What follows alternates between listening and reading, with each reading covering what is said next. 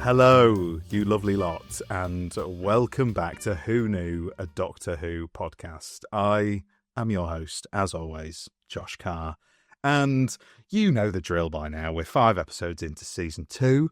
I'm here every single week chatting about these wonderful episodes with some wonderful guests, and this week is, of course, no different. I have someone who's an old friend of the show, let's be honest now. I think we've just been working out 6th appearance on the show. Practically prehistoric. George Sheard, a.k.a. Ace Creeper, a.k.a. showrunner himself, Georgie Shredder. How are you, George? Yeah, that's it. Well, I'm all right. It's nice to be back. Boy. And appearing for his debut. Crazy. Maybe Wild. aiming to dethrone his old friend, George. We've got to get you on a few more times by then, but Cooper Britton, yeah, hello. The best Geordie pairing in the land. Let's be honest, Ant and Dec have shit on this. I was going to say topping Ant and Dec. Well, those nostalgia bait boys, obviously George and Cooper, the hosts of Nostalgia Bait. Oh, lovely to be here. Yeah, lovely to be here. I can see George That's true. just easing up a bit of promo for Nostalgia Bait. It just really settles you down. Whenever someone plugs the podcast. I can't imagine. You know what? Not do George, video. George, for a podcast with no video, this is the 4th visual gag you've done today. You know what? I don't care. I'm the best thing is a screen worn top. I can do anything to put you off, Josh, and no one knows. That's true. It's really frustrating. I can do anything. I'm going to clip all of this and put it on Twitter. Oh, well, for all of those who are listening at home, George is currently topless. Yes. Doing the Macarena and trying to put me off again. Just windmilling. As usual. Sorry, lad. Oh, I'll put them back on. We're not even 2 minutes in. You're windmilling. Christ. Anyway. Look, I told you I'm part of the furniture now. I'm comfortable. I'm laughing. I'm all right. Cooper, welcome to Who Knew. Thank you very much for having me for the first time. Yes, it's lovely to have you. Hopefully I'm not overshadowed by George's windmilling and toplessness, but I've been very excited. And I think, especially with this season, I'm very excited to do more Doctor Who podcasts with how I think the season is going at the moment. Well, we'll come to that. I mean, obviously today we're here to talk about The Story in the Engine by Newer Ellams, possibly my most anticipated of the series. So we'll see if it lived up to expectations. Yeah, I think a lot of people have been saying that. I think when you were sort of asking for sort of like which episode would you sort of like to have, I think in my mind there was 2 reasons for this one to go, this one I was really anticipating, but also Cooper's got like a massive phobia of spiders, so I was like, this will be a good one. Yeah. Cooper, I was going to say that. I mean, when I asked George what episode do you want to come on and talk about, he went, we're going to do this one because Cooper's scared of spiders and it'll be funny George to watch him squirm. George also told me this after you'd booked it in, so I was like, do you know what? Fair enough. Didn't even consult with me. Was like, we're doing an episode. It's going to be the spider. You can't episode. get away from the content brain. I'm thinking we can clip this. You can clip it all you like. I mean, we're also going to do a double bill today. We're also going to talk about arachnids in the UK. I hope that's okay. Oh yeah. And maybe a bit of Planet of the Spiders as well. Yeah. And Runaway Bride. Get all the spider ones in. Big spider. They've got a lot of big spiders. Yeah. A lot of big spider episodes. Let's have a little quick retrospective. Mm-hmm. Obviously, we're 5 episodes in now. The 4 episodes preceding this, how are we finding them? I'm not going to go over my thoughts again because I feel like I've spoken about it enough. You know, I'm doing an episode for each of them. And you can go back and listen to those if you want to hear what I think. But basically, from me, it's all positive so far. Big fan, pleasantly surprised. I don't think we've had a dud in the first 4 episodes. I think we were 4 for 4. I'll reveal later if we're 5 for 5. But George, we'll go to you first. How have you found the series so far? Yeah, I mean, I would say it's 5 for 5. I think it just keeps getting better and better for me. I'm sort of having to pinch myself a little bit because I think when I enjoyed season 1, I was like, this is good, but we're not like back to what I wanted. I don't know what it was about season 1 that I enjoyed it, but then as soon as it ended, I didn't really ever go back and rewatch it. I kind of just forgot, and then Joy of the World came out, and I was like, ugh. And then season 2. I was like, I just don't know if I got hyped a couple of weeks before, but I was like, there wasn't much riding on it.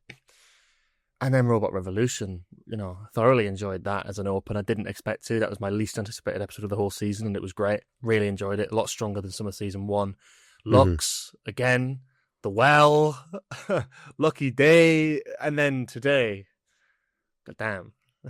Excited to talk about it because I'm thoroughly enjoying it. It's good. I mean, I feel like we're in the same page there. I think we're very much didn't really have much in terms of expectations going into the series, but I have been pleasantly surprised. Cooper, what about you? How have you found the series so far?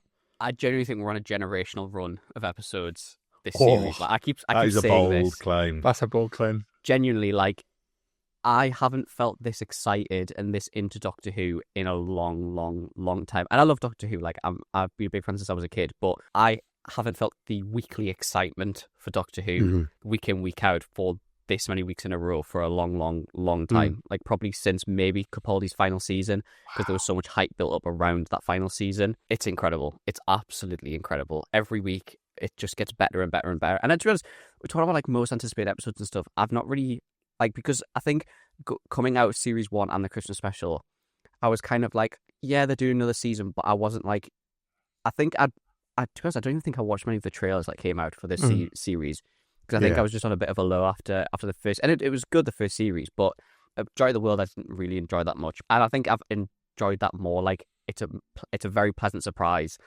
like, not really knowing much about. To be honest, I even said when we did our episode that I didn't really know much. I didn't know the episode titles, the synopsis. Like, us sitting down and talking about it was the first time we actually... Because we did our episode, sort of, we did like a preview episode of the season, and then we'll do one when it's done and review it. When we did that preview, I remember it was very much like, I was kind of almost taking you through everything and kind of being like, here's what the series is looking like, here's what the theories are, here's what the rumors are. And I think one thing I love about it as well is it's like the episodes, like Lucky Day, like episodes that I hadn't really heard much about. Like, Well, I heard quite a lot about. Lux, I heard quite a lot about. And I think it was the same as Rogue from the last series. Like, and even today's episode, I think they're episodes I hadn't really, like, they didn't really have anything big attached to them, so they didn't come across my feed or my stream, whatever. Sure. Yeah. So that I even more of a surprise, really, if that makes sense. Yeah. I feel very much the same in that like the ones that are a little bit more under the radar. Yeah, that's it. Yeah, that's the way to put it. And I mean, I think we can't go without saying that this is one of the first episodes, one of the few episodes we've had sort of in the past 4 years that is not written or co-written by a current or former showrunner. Like, I think this is basically is insane. Since I think it's February 2020, we've had 3, and 2 of those were in the past 2 weeks. So, oh my god!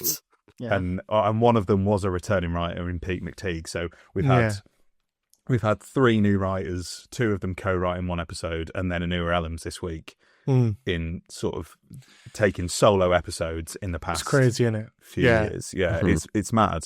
And that's what I've been crying out for, and is why this was one of my most anticipated of the series. Was just a completely fresh voice. Obviously, I think people had been clamouring for black writers for Shooty as well, which I think is 100% incredibly fair. Yeah. Well, let's go into the episode. Let's go into the story in the engine. I'm gonna kick it off by saying I loved it. I absolutely loved it again, and I think we're looking at.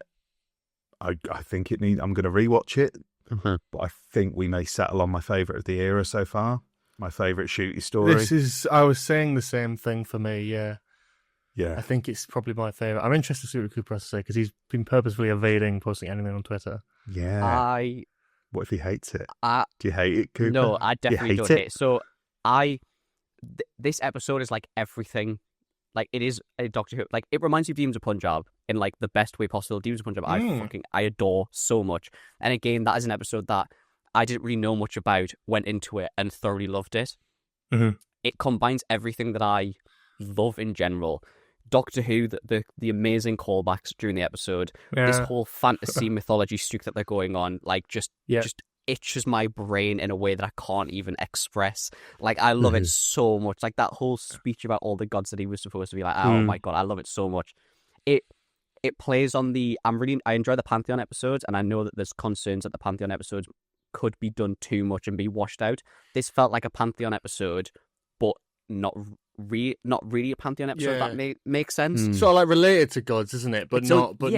It's related to the gods, but not to the overarching. With a god and a harbinger and that. It almost felt like an anti-Pantheon episode for me. Yeah. It almost felt like, okay, we can do this Yeah. and not have it all linked together. It doesn't have to be a Pantheon thing, and also it's almost like a fake out Pantheon episode because everyone assumed that it was going to be going in.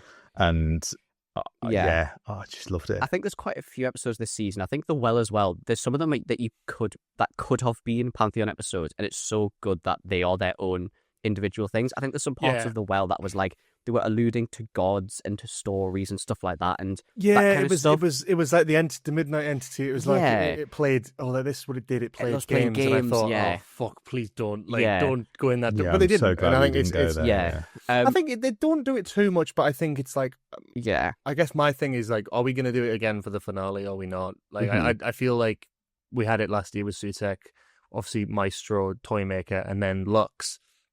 Is Mrs. Flood going to be a god? And if so, are we going to get the whole Harbinger thing and a big reveal, or is it going to be something different? So I'm sort of like, at the back of my mind, I'm like, I think we're done now with the god stuff until we get to like the finale. Well, next episode probably, because there's a universe where the barber was one of the gods of the Pantheon and the woman was a harbinger. There's a world where that is the.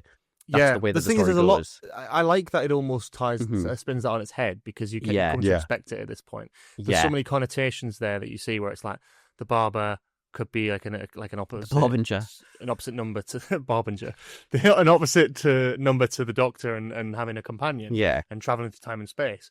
So that could have been a Time Lord. A lot of people are saying it could be like a new Time Lord. I mean, that was actually one of my last notes that I wrote down. So we're skipping ahead a bit, but I was just so glad that those things weren't linked. I'm so glad it wasn't a Pantheon thing, and I'm so glad they weren't Time Lords because I just feel like whenever you do that, I mean, don't get me wrong, a new Time Lord or something like that would be fun. I'm sure we could have fun with it, but also it's like I am dying for a new Time Lord. I can't lie. Yeah, it'd be fun. It'd be really good, but also you then have to acknowledge that a lot of the time those episodes can be at risk of getting bogged down in lore, getting bogged down in Gallifrey stuff, getting bogged down in Doctor setting up a new relationship with a new Time Lord and trying to make sure that that's different from the Master. We're not just doing the Rani again, which is just the Master, but like science and maths. You know, you want to do something fresh with it, but I was like, I'd rather this just be its own entity, its own thing,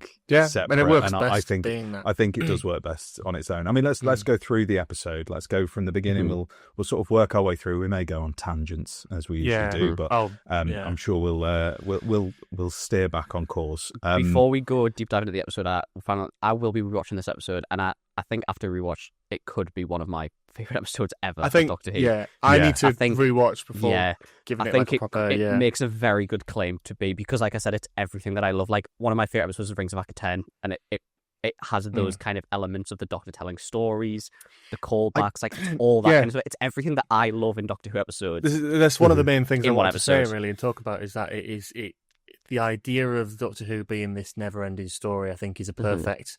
These stories that tell that sort of thing, like Rings of Akaten, for example, like The Timeless Children, where the 13th Doctor blows up the Matrix with all her memories. It's like you're using the idea of the Doctor's long life, and it's sort of an allegory for what fans are kind of sitting through now, where people are worried about, will the show end? Will it go on hiatus for a couple of years? Will it continue? It's like, in my mind, I've always got that comfort of it doesn't really matter to me because we're not in the 80s anymore, right? We're in a completely different age. And if Doctor Who does go off the air for a year, 2 years, 5 years, more, we're still going to have Big Finish. We're still going to have books. We're still going to have magazines. And in God forbid, a world where we didn't have anything official. We've got really bloody talented fans writing fan fictions, doing audio dramas.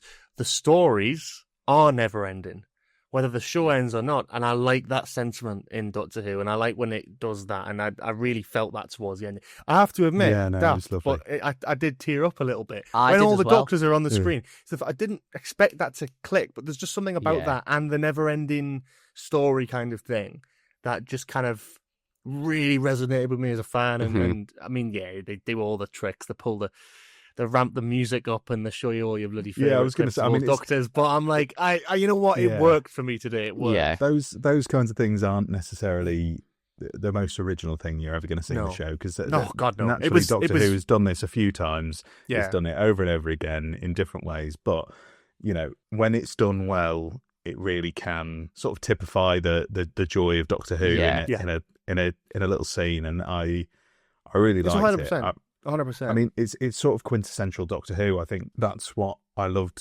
about it, is that it's a new angle on it. It's obviously a new writer. It's a new setting. It's new types of characters that we don't often see in Doctor Who. Yeah. Richards from Clever Dick Films mentioned this last week, is that the joy of Doctor Who is getting to see new writers, getting to see voices that you wouldn't usually hear, tell stories that you wouldn't usually hear, and experience other people's experiences. That's the joy of Doctor Who, and the educational factor of Doctor Who in the modern age is that now it can be used to represent different cultures, different ideologies, and show where people are coming from with that and what their lives are like. And it's the perfect show to do it. You have all of time and space. You have all of history, future history. There's so, like, your playground, this in the Doctor's Infinite Story, the playground is infinite.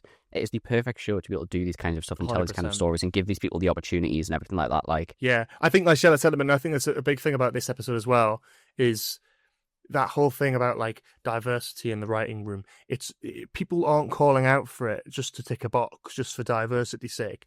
People are calling out for diversity in the writers' room, in the production team, because you tell different stories with it. Do you know, like, there is something about this episode, like that. Russell, much love to him, he's written some brilliant stories over the years, but, like, a sort of mid-60s Welshman can't write a real cultural story about Nigeria. And you need that culture, that vibe of that. When that knowledge, exactly. When they're going through, like, the market in Lagos, and Shruti's, like, kind of, like, saying hello to everyone, it's very cultural, I love the idea of, like, we needed to explore this, because it definitely felt missing last year, right? Because, okay, we've had Joe Martin in the past, Shruti's not the first Doctor of Colour, but he is the first numbered Doctor of Colour. So it is an important thing. It's like, we should have people of colour in the writer's room writing stories with culture that explore this. The Doctor's never been, or at least doesn't have the memory of, being black before. So we need to have some exploration of that. In the same way that we needed exploration of Jodie being the first female Doctor and seeing what we do with that. It's about culture, and it's about different. And this whole thing at the beginning of the episode, before we even got into it, with him talking about, he's realised that he doesn't feel as welcomed as he may used to have been. And this is a place where he feels like he can kind of escape from that and call home. It calls back to Dot and Bubble from last year, when, he's always been white in his thousands of years, alive. And for the first proper time, he's encountering, like, face-to-face racism, and he can't fathom why they'd rather die than come with him, and he saves them just because of the colour of his skin. So he's learning through experiences like that, and you couldn't do this story with any other Doctor. You couldn't do this with many other writers.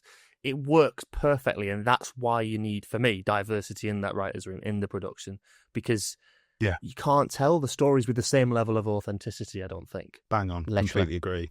And a lot like you said, the authenticity of it. I mean, that looking at the start of the episode, we've got that great scene, the great pre-title scene, which is just proper Doctor Who, gets you hooked straight in. You've also got the lovely moment where I love the way the titles start on the titles wall. Leading into the wall, and I knew it was going to be gutted when that happened. I was like, this is good. It's really, really lovely the way they integrated it. The moments going through the market, it all just felt. I mean, the production design is gorgeous as well. Gorgeous. It's amazing. Absolutely stunning. The set designs, it all just felt so authentic. And I'm aware. I just want to flag this up now. We are three white guys on a podcast. We're probably not the best people to be talking about, the authenticity of, Nigerian sets and Nigerian costumes, and also. But that's the thing. that side of things, but it's education and it feels authentic. But you feel the authenticity of it because of the people who were in there. I said this with Exactly. Demons of the Punjab ages ago. It's like, Doctor Who should be educational in a way that's subtle, and that was exactly that. I regretfully didn't know as much about that period in history and about the partition, and I've learned about it through that episode and learned more since. So you do educate yourself and things, and you wouldn't get that. Like, Chris Chibnall couldn't have wrote Demons of the Punjab. Russell couldn't have written the story in the engine. It's things about culture and history, and you get the characters in the barbershop as well. Like, all of them have their own stories and their own things going on, and that's I love when this is a separate thing from the culture side of things, but when the characters are so rich and like there's so much depth to them. Fucking love this episode. Sorry, can we swear on this? Yeah, you could swear. Go ahead. There we go. Fucking great, isn't it? Fucking love this episode. One thing I wanted to touch on as well is that lovely scene. I mean, again, I've said it a million times and I'll say it again. I was after season 1, I was crying out for more quiet moments, more of those scenes in the TARDIS where we're getting to know the Doctor and companion. Yeah, when we're getting to know their dynamic.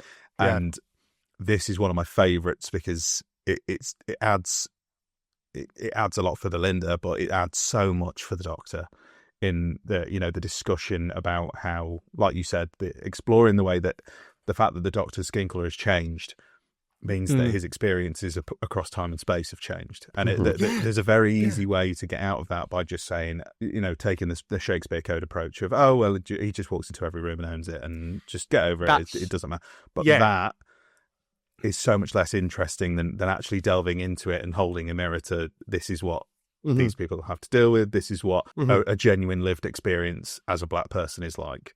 And also you have that then shared experience delved into when Belinda's talking about going to India as a child. And that just is where we get that connection between the Doctor and Belinda, where even though I want conflict between them, and there is conflict because Belinda wants to get home, she's not there willingly. Yeah. She wants to go.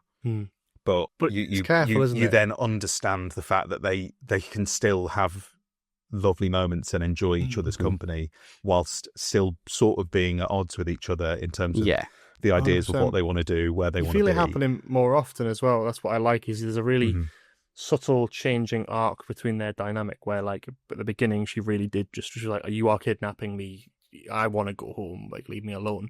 To the point where now it's like she does want to go home. She's saying to I come on, man, like, let's get a move on, let's get home. And she gets a glimpse of him talking about something that makes him happy, and she's like, you know what, like, you have this, do this. Like, she's in a rush, she wants to get home, but she allows it, and there's that, we're sort of halfway there, aren't we, with their friendship, where it's like they've got that dynamic of like going at each other, but there's a lot of friendliness and trust and love there between them. I think, like, honestly, and I don't dislike Ruby Sunday's character or Millie Gibson at all, but there is something different to the dynamic this year that I think could be studied. I don't know what it is, but I'm immediately transfixed on Belinda's story and who she is, and whether that's Fernanda Sethu's performance, or whether it's the writing, or whether it's just the time we've got with them together in the TARDIS.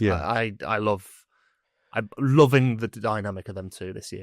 I think they're a lot similar as well. And I think that's one thing that if they're kind of developing as the season goes on, is they have had a lot of similar experiences, like of wanting to go home, not really being able to go home, the whole thing about the skin color and racism and their experiences with the culture and everything like that. Like, every episode, it feels like we get a little bit more of them, or of Belinda realizing that they are, like, as much as he is an alien and a Time Lord, that he is just human, I guess.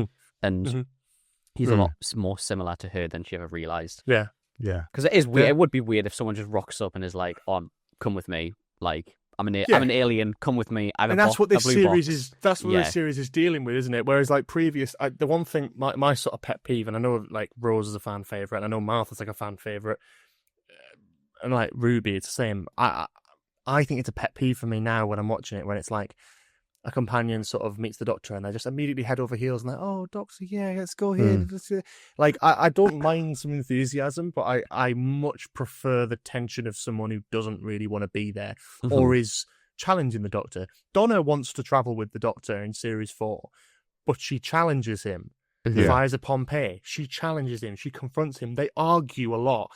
That's a much better and more interesting dynamic between a doctor and companion than where the doctor's just being amazing and wonderful and the companion's just like head over heels, like hard eyes. Like there's got to be some back and forth. The best pal thing is like it's nice and it's enjoyable and it's like you get to experience, like I've said before, you know, like Shooty and Millie's dynamic is lovely to see because you know, it's obviously translating from off screen to on screen, but you know, best friends bicker, best friends argue, best friends don't always agree on everything, best friends always have disagreements and can have understandable disagreements where they talk their way through it, or they can have some arguments. And I love it, just feels more real. It's just on a level, it is a real relationship. It feels a lived in relationship and a lived in world. And that's where season 2 has really taken a step up for me. Another thing that I love as well is the idea of each Doctor sort of having a bit of a base camp and a bit of a place where they go every now and then, and they drop in and they go, this is where I feel at home, especially when Gallifrey's not there. And the Doctor never really felt fully at home on Gallifrey. I think when we had the opening and then we had that scene with the Doctor talking about that, there's so many levels to that where it's like, this makes so much sense. What I thought it was going to be, just with Doctor Who expectations, that it was going to be like, oh, he's my old friend. I met him when he was younger, yada, yada. Yeah, I'll go out and hang out here sometimes. When you add that layer of depth, when it's like, you know, I don't really feel at home in this generation, in more places. I'm not as comfortable as I used to be in certain places. And he's been made to feel unwanted and uncomfortable. Again, dot and bubble. And this is now a place where he feels at home and comfortable. And I love that that's spun on its head, because at least how I interpret that as well, is he's humanized there. Like when he goes to this hairdresser's, this barber's, he isn't treated like he's an alien, right? He isn't treated like he's different. He isn't treated like he's not one of them. He feels like he's one of them. And then when he goes in this episode, almost original thing is going, oh, right, well, you've got the Doctor, get everyone else out of the way. You can have him. He's got loads of stories. We're going to fuck off now. And it's like, that is it's not just a friend betraying him. This is a deeper thing, because this is a comfort for him. And just like that, someone who he trusts, who he's friends with, who he felt like he was part of and one of, immediately outs him as like, he's an alien, he's different, he's got loads of stories, yada, yada, take him, sacrificing himself. So the emotion in that reveal as well, I thought was really cleverly handled in terms of the setup and delivery and the performance. Yeah. This is a good episode. I think something else that adds to that is it's such like a little throwaway line at the start where he talks about that he always feels comfortable at the barbers and he likes to go back, and Belinda goes, well, the TARDIS gives you a haircut, you don't have to go. But I think adding that little bit extra of he doesn't have to go there. He wants to. I don't go there for cuts. Yeah, it's lovely.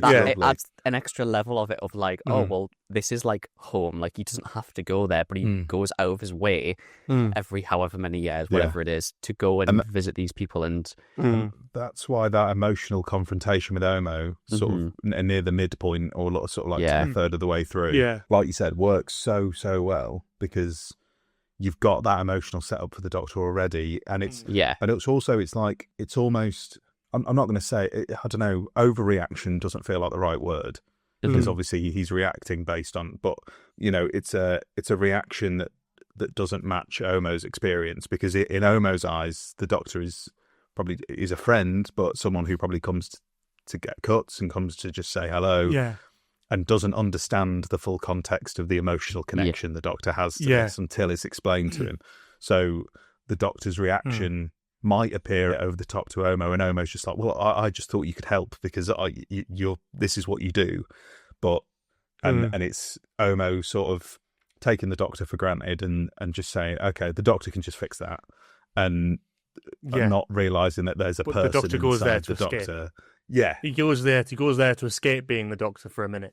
Yeah, exactly. Lovely, really, really well performed as well. I mean, this whole episode, I think the cast did a fantastic job. I mean, Shooty is just on fire this series.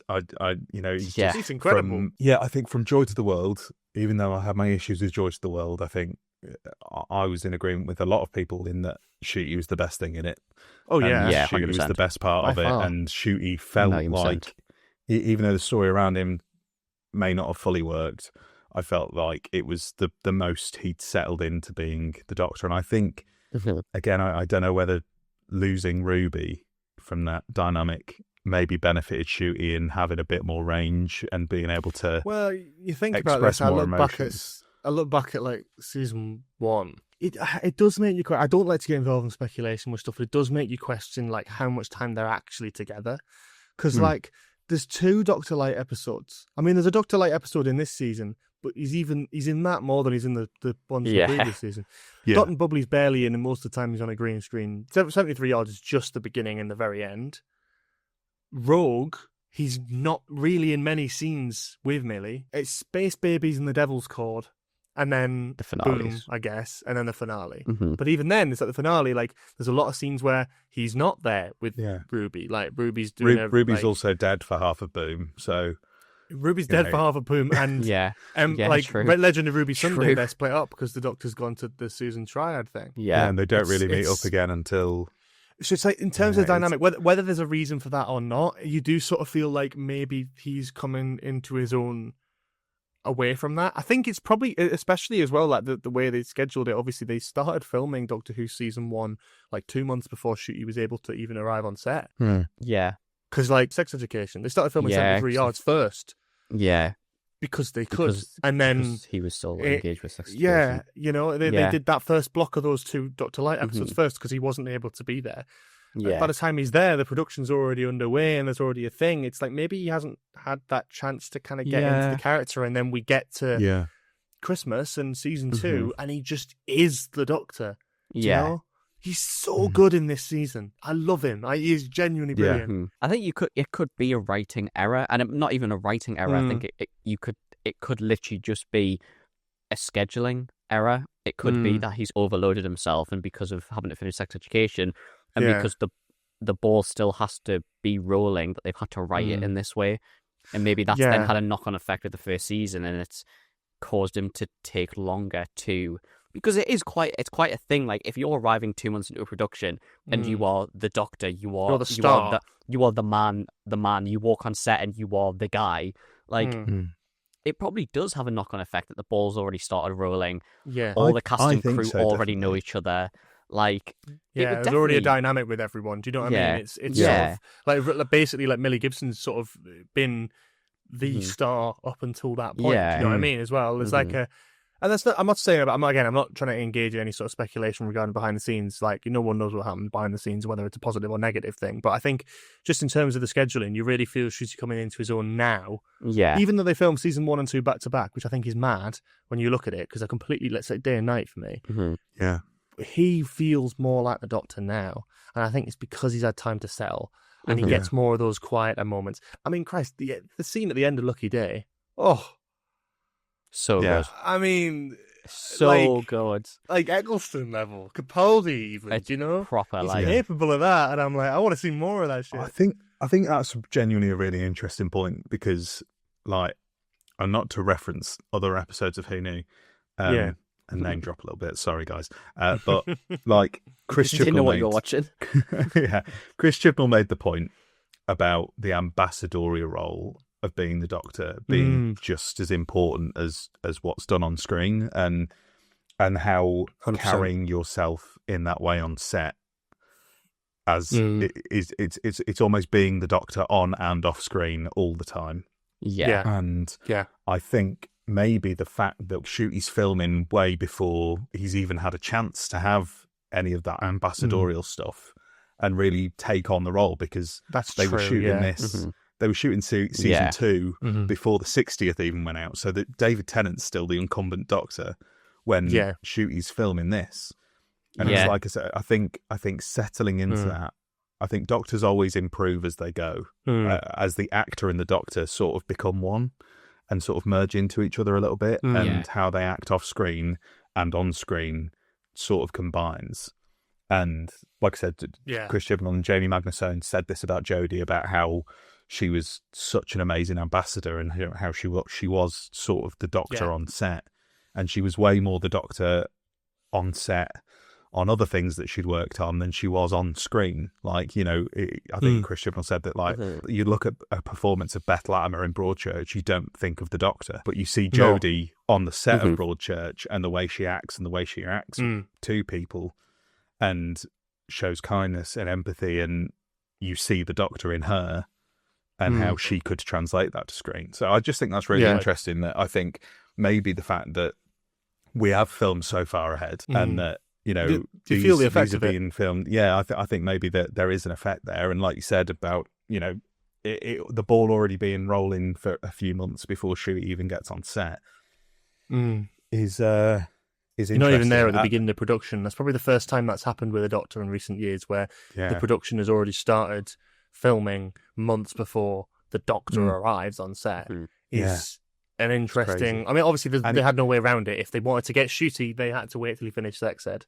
Yeah, but, and the only bit that he'd filmed up until that point was basically him trying to steal the show, and I think he did it fairly successfully in The Giggle from David Tennant, Catherine Tate, Bonnie Langford, Neil Patrick Harris, like legends of the screen, and he's having to pop up and go, right, he's got like 15 minutes to go, okay, here's me. Then he goes away and comes back, and the ball's already rolling, and he's sort of trying to play catch up again and trying to prove himself as a commanding presence on screen. I think it's really interesting, but like I said, I think season 2, there'll be a load of, like, there's loads of stuff that goes into it, like even like the scheduling, like the first things that they chose him to do, like it could have just been like nothing. Like you can't have, like, you could have chosen to do like the biggest scene possible, and it just like it'll all be the scheduling stuff because of Sex Education, because of all of that. Like he almost, like, he should have had like a bleed in time, like they should have done some maybe lighter scenes or whatever to really get him into it.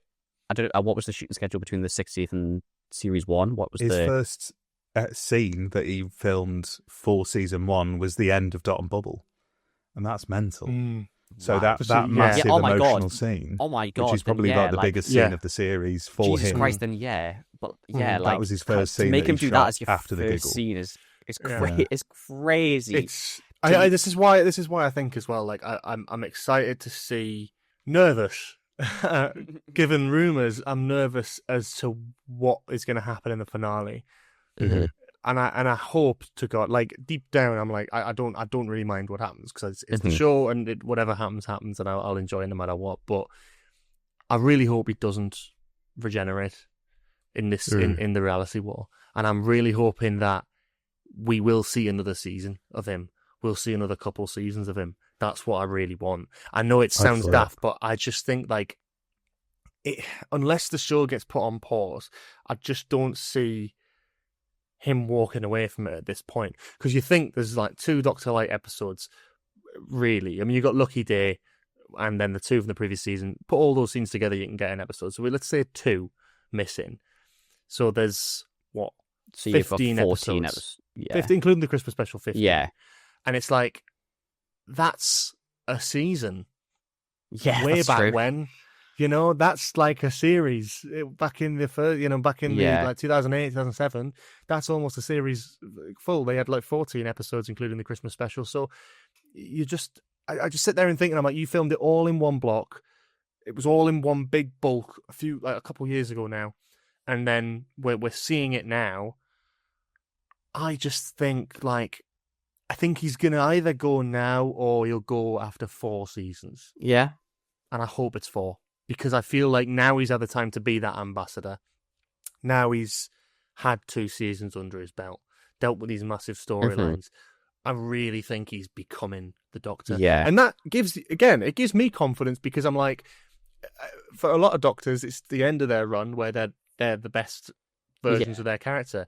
He's done effectively 1 season in terms of episode count, right? Really. It's one big story. They filmed it back to back. There was no break. If he comes back again, I just think he would be even better.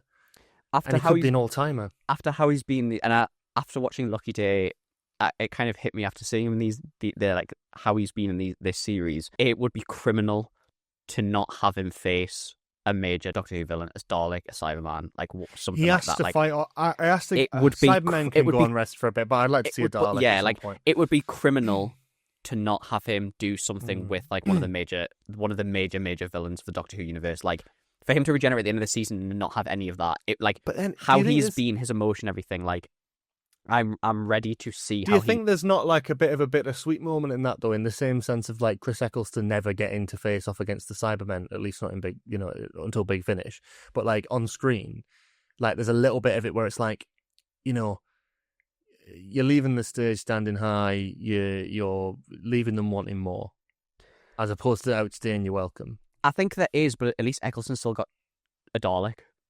Like, True. Really, like, he's only really had old returning monsters or new monsters. Like, we've not had. If you get, I'd be fine with one or the other. I'd be more inclined with the Dalek, because I think seeing the way he plays in the Sutek episode, to see the Eccleston, like, it would be like an Eccleston style reaction of when you see a Dalek for the first time after how many years. Like, it's that kind of thing. And I think it would be a shame for him to go without getting one of these moments, or to get something. Don't get me wrong, I love the way that the story's going. I love this 2-season story arc, but I am at a point now where I'm ready to see something of Shu'i.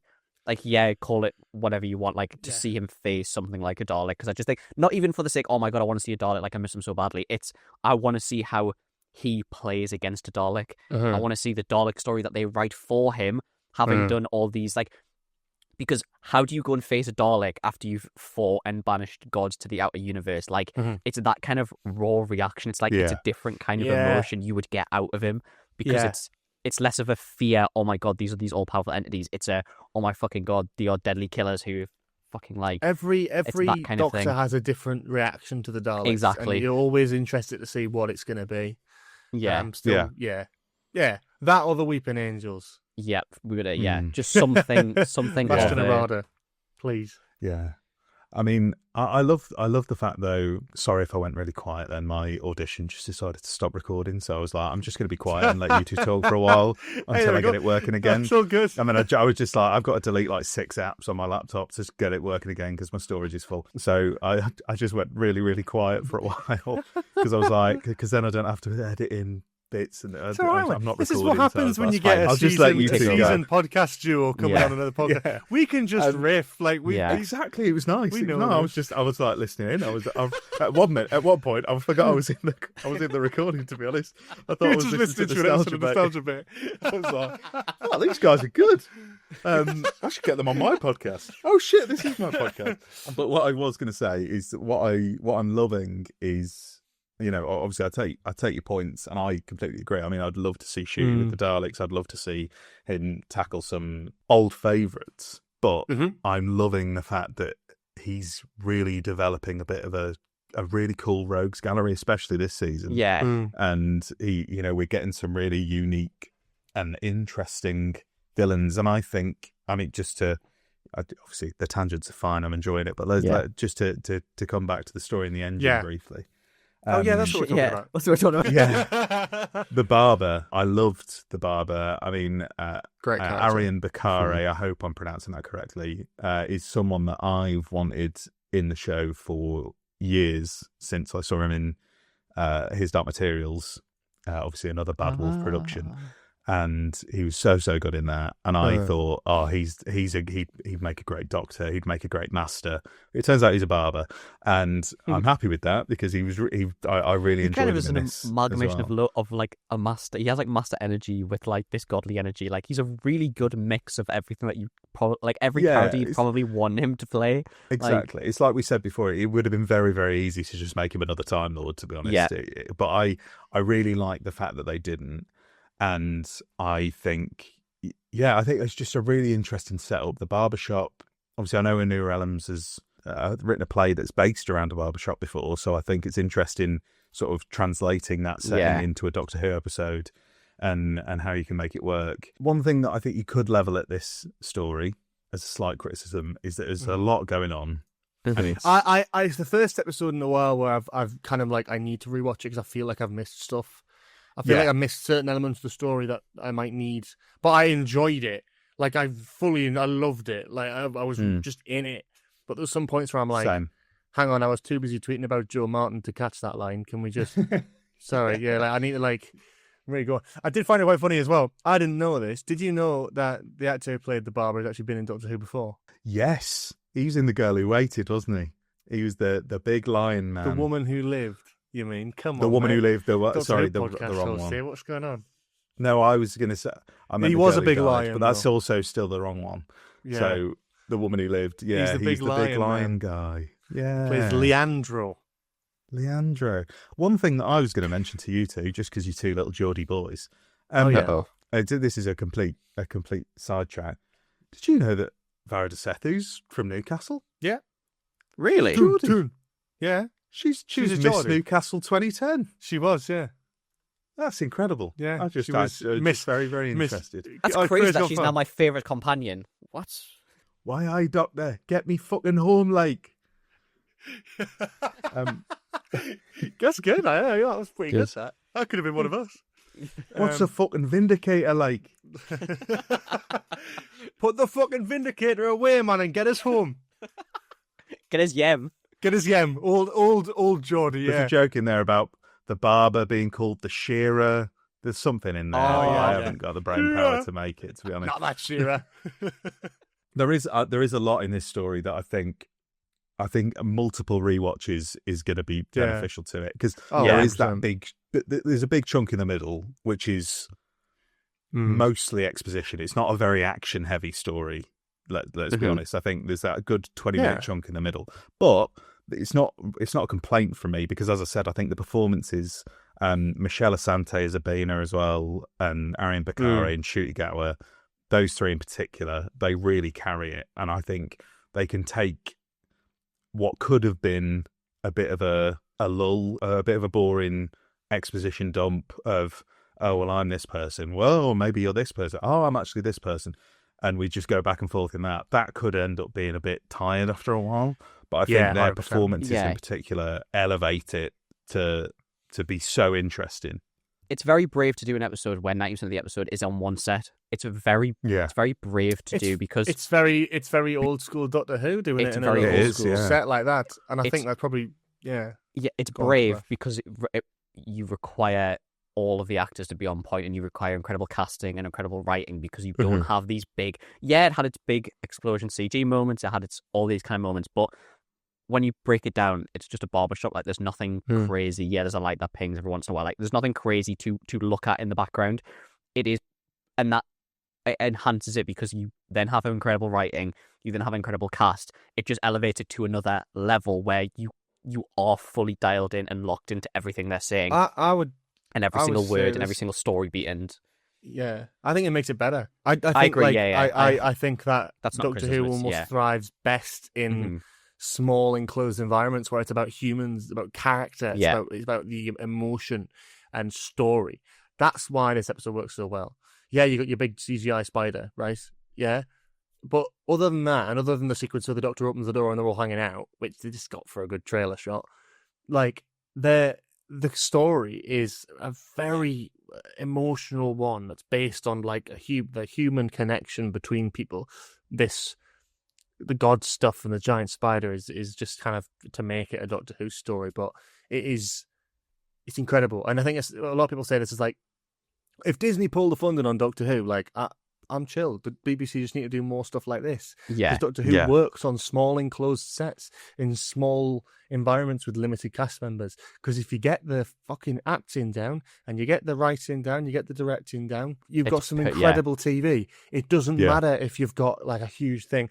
I have a feeling this is probably to do with next week as well, because next week's supposed to be the most expensive episode of Doctor Who ever made. but then again, you don't. It just shows that you don't need it. Like, you don't. I think it's just well, doing that's, it. That's my thing is that it's great for Doctor Who to have the budget, Yeah. but when Doctor Who thrives is when it shows restraint with it, because you could very easily look at that budget and go, well, we need to throw some special effects in there, we need some more action shots, but that's not what serves the story. What serves the story is spending some of that budget on things that Doctor Who couldn't do before, things like the animation. Yeah, Because the animation looks gorgeous in this. That was it's the same incredible. with looks. You look at that and that's the moments where I look at it and I go, that's something that they would have done in classic Who if they could have, but they couldn't because of the budget. It's not let's do what the Marvel films are doing. Let's go and do what Star Wars is doing. It's let's do what we want to do, but with the budget, have the leeway to go and do it. And that's what that's when I love Doctor Who and its creativity, because it thrives when it's showing restraint with the budget, and it's allowing the budget to go on things that matter more than big action set pieces and big CGI effects. It's things like the animation, which serves the story, great actors, which serves the story, great production design, which serves the story. Just whatever goes towards that script is what I want that budget to be spent on. And that's why when I say things like looks and this is when I can really see the benefits of the Disney budget. That's when I go, okay, now I get the benefits of doing this, because I don't get that. That's when things like, I think one of my slight criticisms of The Well was, the flinging about felt like budget for budget's sake. It felt like spending the budget to have an action set piece that doesn't necessarily suit the story that you're trying to tell. Can you imagine in The Well if the guy just walked behind at midnight and just disappeared? Like, you just panned behind what's her name, behind the girl, and just didn't come out the other side. In middle ground, I would like it because the same sentiment, I'd like it if they walked down and then the neck just went like that and they just dropped. Yeah, something like that. And we're horrible people. It's showing restraint. It's simplicity. Simplicity, simple storytelling that is the most effective. But like I said, I think this episode it seems to have a lot to say. I wonder whether, like I said, for some people, and I think I've seen a few comments about this morning.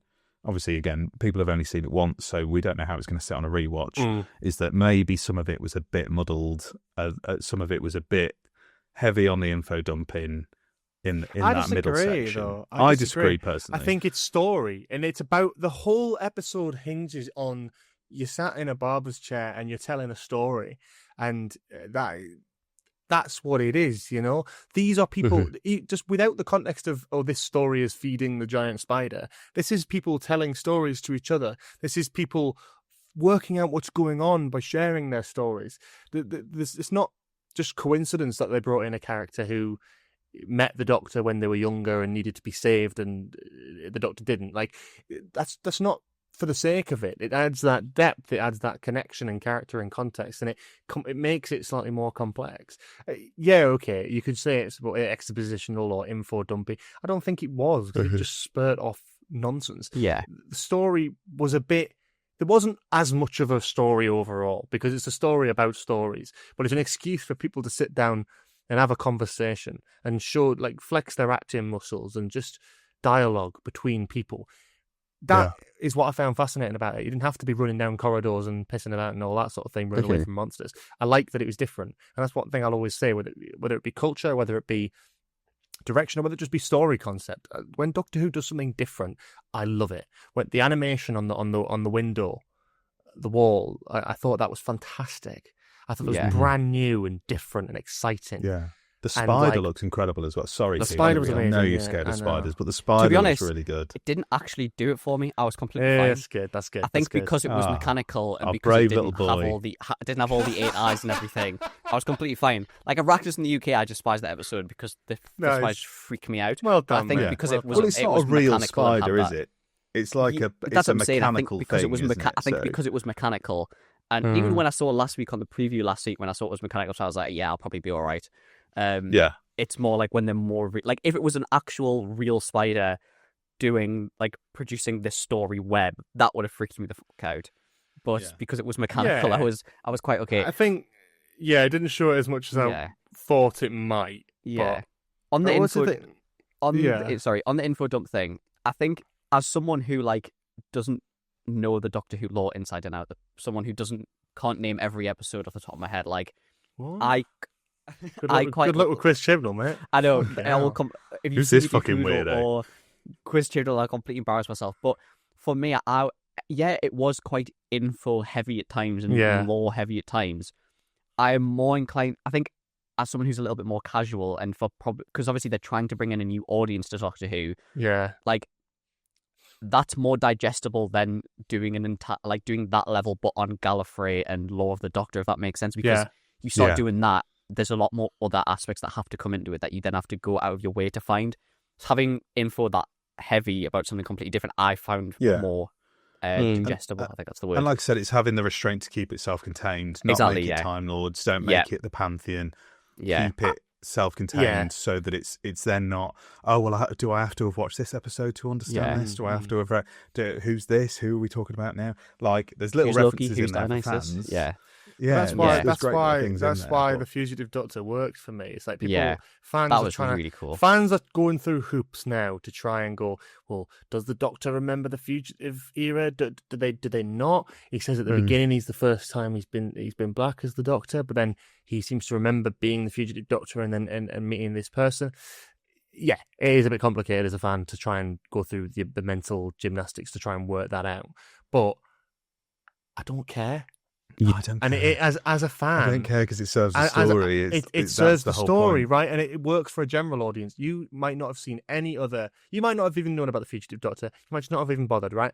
What does this give you? It gives you a visual of the Doctor has met this person before. You get a hint talking about this is the scary thing about this episode is actually it does set up a regeneration, which I don't like because it's sort of you know when they do this thing in Doctor Who when in series 10. They did it in like Knock Knock, and Capaldi was talking about like, oh yeah, we regenerate and change up. I used to be. They're dropping a lot of hints there, aren't they? In this episode, it's reminding us that regeneration exists and in how this it all episode works. It starts, and he was like, I haven't always been like this. I change a lot. I'm an elevated species. Like I do change. Like I have had different bodies. It's my first black body.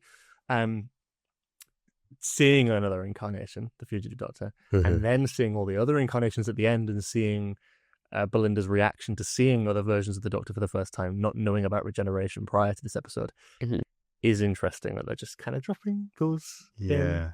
I just think it's interesting. We've skirted around the issue. Let's talk about Joe. I mean, it's a very fleeting cameo. It's the best though, but it works for the really general good. audience. It works really well. Because you can just watch it and all you know is it's like this is an old Doctor, and that's all you need to know. You get a cool moment with an old Doctor resonating with this person that she met and didn't help. Yeah, perfect. It's beautiful, and it's great to have her in here. Obviously, there's a lot of things about Jo Martin and the fact that she does usually just get these little cameos here and there, and maybe we want something a little bit more substantial with her. But I would. It's really nice because again, I'm just going to say the same phrase again. It's not a cameo for cameo's sake because it serves the story. It suits the story. It serves the story, and it didn't feel like fan wank to me. It didn't. If she walked in the room and was like, oh, what are you doing here? And then just became about her, it would be annoying. But what it is a quick moment where it's not her rocking up. It's a visualization of showing this Doctor so you know which one it is. And I said this in my stream earlier, is like that could have very easily been Peter Capaldi or David Tennant. I was going to say this, or Chris Eccleston. It could have been any Doctor, so long as you understand the context from a fan perspective of this is a person that the Doctor didn't help and this is the Doctor that didn't help them, and having that little thing of I was a fugitive then, I couldn't take you with me, you understand, but also it gives you this cool little moment, and also probably one of the best surprises from Doctor Who in years. I mean, Suteko's kind of ruined way in advance. There's a bunch of stuff that's been apparently ruined about this season. Apparently people knew about Jo Martin. Passed me by. I didn't know this. When the camera panned across, I thought it was going to be Ncuti talking to like this younger character, but as a young girl. I thought that's what that was going to be, and he was going to be seeing what he remembers of her. So when the camera pans around, it is fucking Jo Martin. Now I genuinely I was like, what the fuck? Yeah, it's I great. couldn't believe it. Really I was like, nice. holy shit, this is amazing. Yeah, no, it's a really nice moment because, like I said, it's obviously, again, it's great for the fans. To have a moment like that and see Jo Martin on screen again, but it shows enough restraint to not make it only for the fans. It just works in that you can watch this as not a Doctor Who fan and go, it might pose questions, but in a good way. In the who's that? What's that? Who's that incarnation of the Doctor? If you don't know anything about it, you can go back and watch, and then it's rewarding if you go back and watch the older episodes. Yeah, it's great. I love the fact that because Russell's shown, like, as a showrunner here, he's shown a lot of respect for continuity. There's been a bit of a negative reaction with Jodie's era here and there, and I think it's very easy to listen to that and go, okay, we'll just kind of ignore it. But he's referenced the Flux quite heavily. Yeah. He's referenced the fact that the Doctor's adopted now, quite heavily. And now we're seeing a representation of the Timeless Child arc in the flesh in this era. Even going as far to be like, I was in a different story then, one that'll maybe get finished someday, is like a very big sort of, probably the biggest wink and nudge in a while we've had towards there being something for the Fugitive Doctor in the coming years, where we're like, maybe there will be, I don't think there'll be a spin-off, right? But I don't think that's the last we've seen of her now. I would have said that's the last we've seen of her Power of the Doctor, because it's its own era. Now we've seen her again. And also, I don't know if you saw this, she's got a slightly different costume. Oh, they wouldn't do that unless, they've changed the shirt. So the shirt was multicolored at one point, had a bunch of different colors in it. Now it's just orange. And you can see this in Doctor Who Unleashed, the behind the scenes things as well. And they've changed some of her coat. And tweaked bits of that here and there. And someone said that the bit of the coat that they tweaked wasn't even in the shot in the episode. So people are now sort of looking at that and going, is she coming back? Is she coming back sooner than we think? Could she potentially be in the finale? I don't know. Yeah, but is this a once upon a time situation and then she comes back again? And because I don't know. It's interesting, isn't it? Because I'm open to it, definitely. I love the fact that she's appeared in every season since she was introduced. Oh, wow. Yeah. That's mad, fantastic pairing. Yeah, because she appeared in Flux, she appeared in Power of the Doctor, she's appeared in the hologram form in Rogue, and then now in person. Oh, God, she was in Rogue. They've cemented it now. That there hasn't been... This is how I felt about... I've got this weird, like, fun fact from way back when, which is not even really relevant, but it's like, it reminds me of when, like, the David Tennant TARDIS interior was used every series up until Capaldi. Yeah. Oh my God. Yeah, it was, wasn't it? Because it was in Series 5 in the opening. Yeah. They reused it in The Doctor's Wife and then in Day of the Doctor. So they ended up using this console from Series 1 all the way up to the end of Series 7. Yeah, money's worth, why not? Exactly, yeah. I just found that quite funny. But it's similar to that, where sort of they're keeping the memory of her alive. It's like, this is my thing. Why would they do this? Great for the story, but why, from a fan perspective, would you do this? If George, not to bring to advertise her new range of Big Finish box sets, of course. That's why she's there. That probably works quite well, actually, in terms of timings. Nick Briggs pops up in the corner and goes, "Buy them here." Yeah. I mean, that would be interesting as well, is if they delve into, some of the stuff that's hinted at here. There's a story to tell there. Maybe that's the story that Big Finish that's the joy of Big Finish, is that they can pull these loose threads and go, oh, well, why don't we tell that story? Why and they're respectful as well. I'm not a Big Finish listener, but I've heard that the Fugitive Doctor stories, as they stand, don't give a concrete answer as to where in the timeline this takes place, and whether she's pre-Hartnell or whether she's as well. It's respectful, and I like that, and especially now she's in this era. That's what I can't believe is like, Joe Martin was in this episode. Like, I can't believe that in my mind. I'm like, this is crazy. This is great. This is great. I was always I always thought that the Doctor, our current incarnation of the Doctor, doesn't remember pre-Hartnell. But obviously with the whole stuff with knowing her and that kind of made me go, okay. The thing, that's the thing that people are trying to argue about, going, well, there was never a point where he or she regained the memories. They regained the memories, but then they're sort of talking as if they do. But then do they? Can you imagine if it plays at the finale in Mrs. Flood and it's like bleeding stories and like... Well, that's the other thing to mention. Yeah. Do you want to talk about Captain Poppy? Yeah. Weird. Did you clock I was this, going to say... I didn't clock it at first. I only saw it when you mentioned it. And I was weird thing in this episode. Okay, so Cooper, do you remember the scene when Belinda's going out through Nigeria and she sees a small girl? Oh, yeah. And then run off. Yeah. That is one of the Space Babies. Oh my God. That's Captain Poppy from Space Babies. Captain Poppy from Space Babies. So, and it only clocked for me when it was in the credits and it said Poppy and it had the actress's name. And I Googled it and it was the same actress who played like the baby double, I guess, for the moving Weird Moving Man. But obviously she's grown up a little bit since then.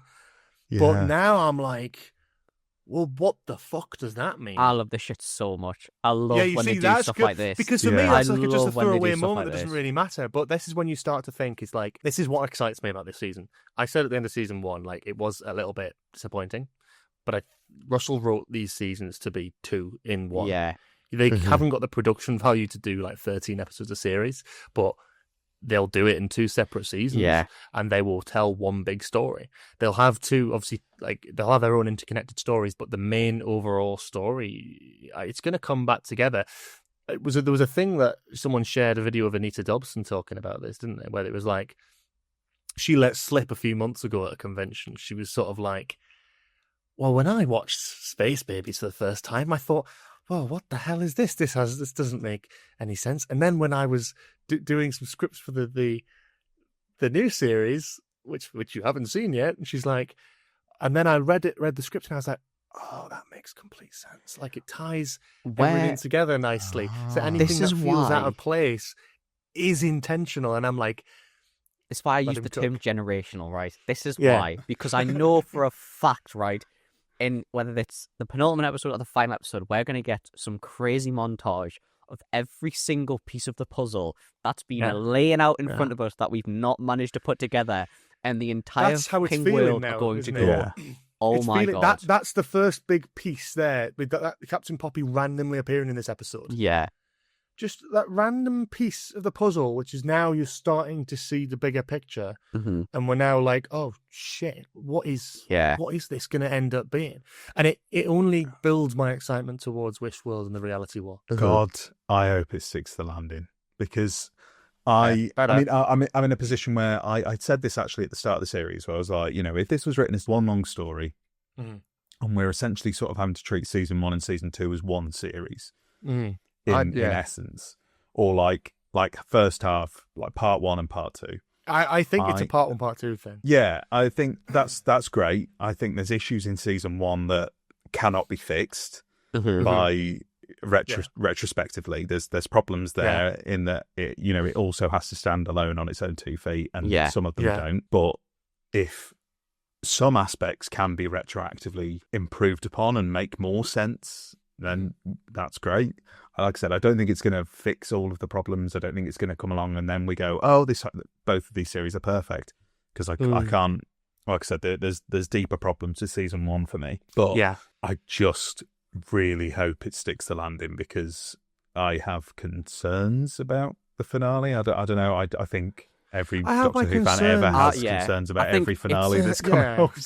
What they're trying to set up, it's fucking brave. Like, it's dangerous. And I think when we did because obviously, like I said before, I didn't really know anything going into the season, and when we discussed what the rumors or what it's kind of potentially leading to for the finale of this season and the finale of this 2-part, it makes me go, oh my god, because it gives me like the vibes of they wake up and it was all a dream kind of ending. Like that's what, and it could change the face of Doctor Who. Like it's dangerous. There's a lot of stuff happening, isn't there? And I think it's from what I've seen from the first 5 episodes, I have obviously it's not blind faith.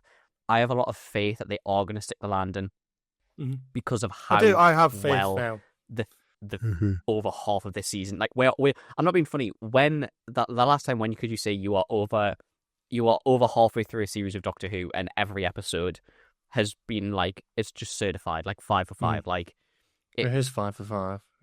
Yeah, like it is 5 for crazy. 5. Like, I'd even argue it's 6 for 5 after this episode. Like it was that good. But like it really gives me hope that they are going to stick the landing and that it's going to do it. Yeah, I guess I'll be the miserable bastard with no faith then. I really want to. I really hope it does. It's not from a place of not wanting it to stick the landing. I'm never going to be that person. I'd love it if I can come back in a few weeks and go, this is fucking gold. I've been burnt before so many times. I know. Especially with Russell Doctor Who finales, there is the magic button that fixes everything, which I do think will probably play a part in it. I just think if the scale of the twist or the setup for the finale is big, I will enjoy it. Like, okay, Empire of Death isn't perfect. I don't like that Ruby's named after someone pointing at a sign. That's very contrived. But I didn't mind the Sutekh stuff. And to be honest, the reveal at the end of Legend of Ruby Sunday is still gorgeous of how good that is. Yeah. When they're doing the build up, and I'm like, I don't. People complain about the anagrams. I think it's fun. I think it's proper classic Doctor Who. We had Professor Yana standing for "You Are Not Alone." Doctor Who's always been this camp. Get over it. Like, it's. I have faith. I have faith, but I'm cautious. Like, I was cautious coming into this series, and we're now over halfway through. I've enjoyed every episode. Next week is very likely, in my mind, going to be a Utopia situation where we get a normal episode-ish that leads into the finale. Mm-hmm. That's my call. I would be surprised if that didn't happen. The finale two-parter is going to be something big enough in scale where you need a bigger setup, and I think that's going to come in the song contest. Yeah. We're going to have a lot of things coming back. Captain Poppy randomly appearing in this, Mrs. Flood letting Conrad out of the cell. Yeah. The setup of those characters. Rogue disappearing and maybe saying to the Doctor to come find him. Who's the Meep's boss? Who's Rogue's boss? There's still a lot of questions unanswered that I think are probably on their way to being answered. And I'm cautious, but I'm cautiously optimistic that actually they may stick the landing. Because to me, this is the finale of the two series. I knew at the end of season 1, I was like, yeah, but there's more to come. They're still working in the same direction. We can't look at it from a traditional series lens. We have to look at it as one big story. Do you know what I mean? And I think this... Captain Poppy, I hate Space Babies. But Christ, like, seeing Captain Poppy there and making that connection is like... It's so almost borderline nonsensical that I'm like, I love it. I'm like, that doesn't make any fucking sense at all why she's there randomly waving or pointing and laughing at It's Belinda. got me intrigued. It's definitely got me intrigued. And she's not a space babies can't grow up, so how is she walking around? Like, I'm just, there's thoughts here, there's theories, there's rumors. And when the theory mill is, cooking, I'm excited. Yeah. I'm excited. Yeah. Don't look at me like that, Cooper. You just said 6 or 5 a minute ago. No, you said theory oven cooking, not theory mill cooking. Like, surely, theory mill spinning, surely. Okay. Oh, look, I'm fine. Well done, Cooper. This is Doctor Who fan level of pedantic. I love it. Yeah, it is, isn't it? Yeah. Yeah, you've really you've settled back into the role. Hilarious for a story about stories that we're speaking about every story other than this story. I'm going to steer back because I have some interesting thoughts about potential readings for this episode.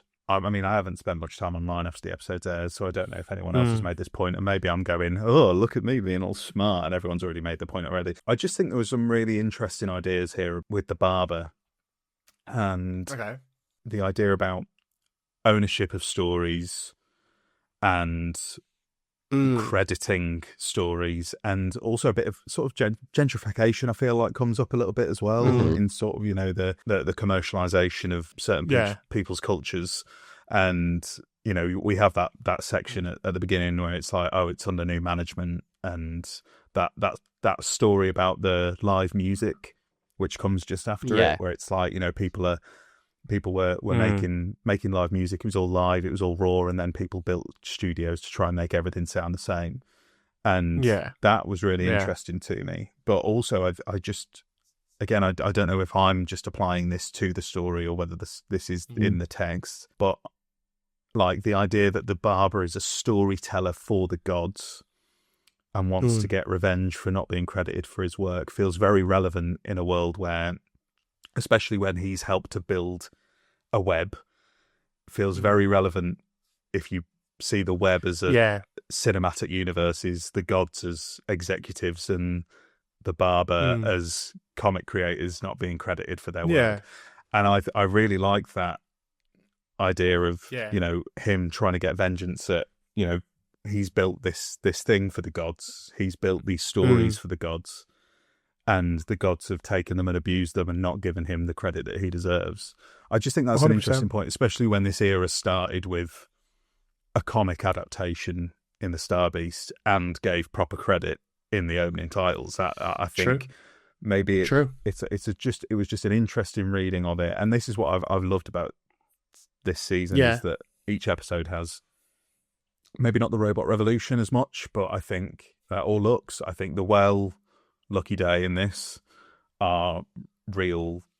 Go away and think about it. Go away and make your own thoughts. Yeah, 100%. Or make your own decisions. Revolution has a little bit with the AI kind of sense of it. I think it has a little bit in that. And I thought about that today with today's episode of like this whole thing with like AI art is imitating everyone's artwork and people aren't getting credited and they're just using it instead of hiring proper artists. That's the kind of thing that came across my mind because it is the same thing. It's a lot of like this whole copyright thing of, well, no, I came up with this idea. Like a big Destiny fan, Destiny's currently going through a lawsuit because they've apparently copied the storyline from a guy who wrote a book years ago, and it's literally like nearly 1-for-1 this whole storyline. So without credit, like, it's quite what's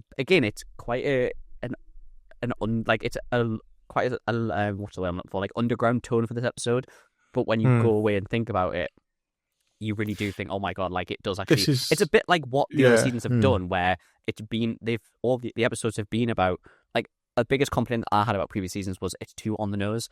They're too trying to tackle world issues, but too like direct on, and that's the whole part of the episode. I'm quite enjoying these episodes that kind of have these underground notes, like whether it's a fight against AI, whether it's a fight against copyright. It's what's best about Doctor Who when they do this, though. It's like it's the subtlety of it is, and it's the same thing that could be said about Lucky Day. A Lucky Day was subject of a lot of, I think, controversies in terms of people who enjoyed it and people who didn't enjoy it, and I enjoyed it personally. But I don't reject any of the readings of that episode that people took from it. People took it as a very centrist reading, as sort of like pro-establishment, pro-government, where Doctor Who tends to be quite leftist. Now, I think that's all in there, and you can read what you can from that, and I love that. And I think it's the same with this episode with that. It's like, I maybe need to rewatch it with that lens on, Josh, to kind of see where you're going from with that, because I get it, and I'm sort of like, maybe I need to just pick up more and see if that's maybe either intentional, but even if it's not intentional, this is when Doctor Who's at its best, because when you can walk away from something and go, well, actually I read it like this, and that could be completely different to how someone else read it. You can't really do that with the Saranga conundrum, can you? You can't.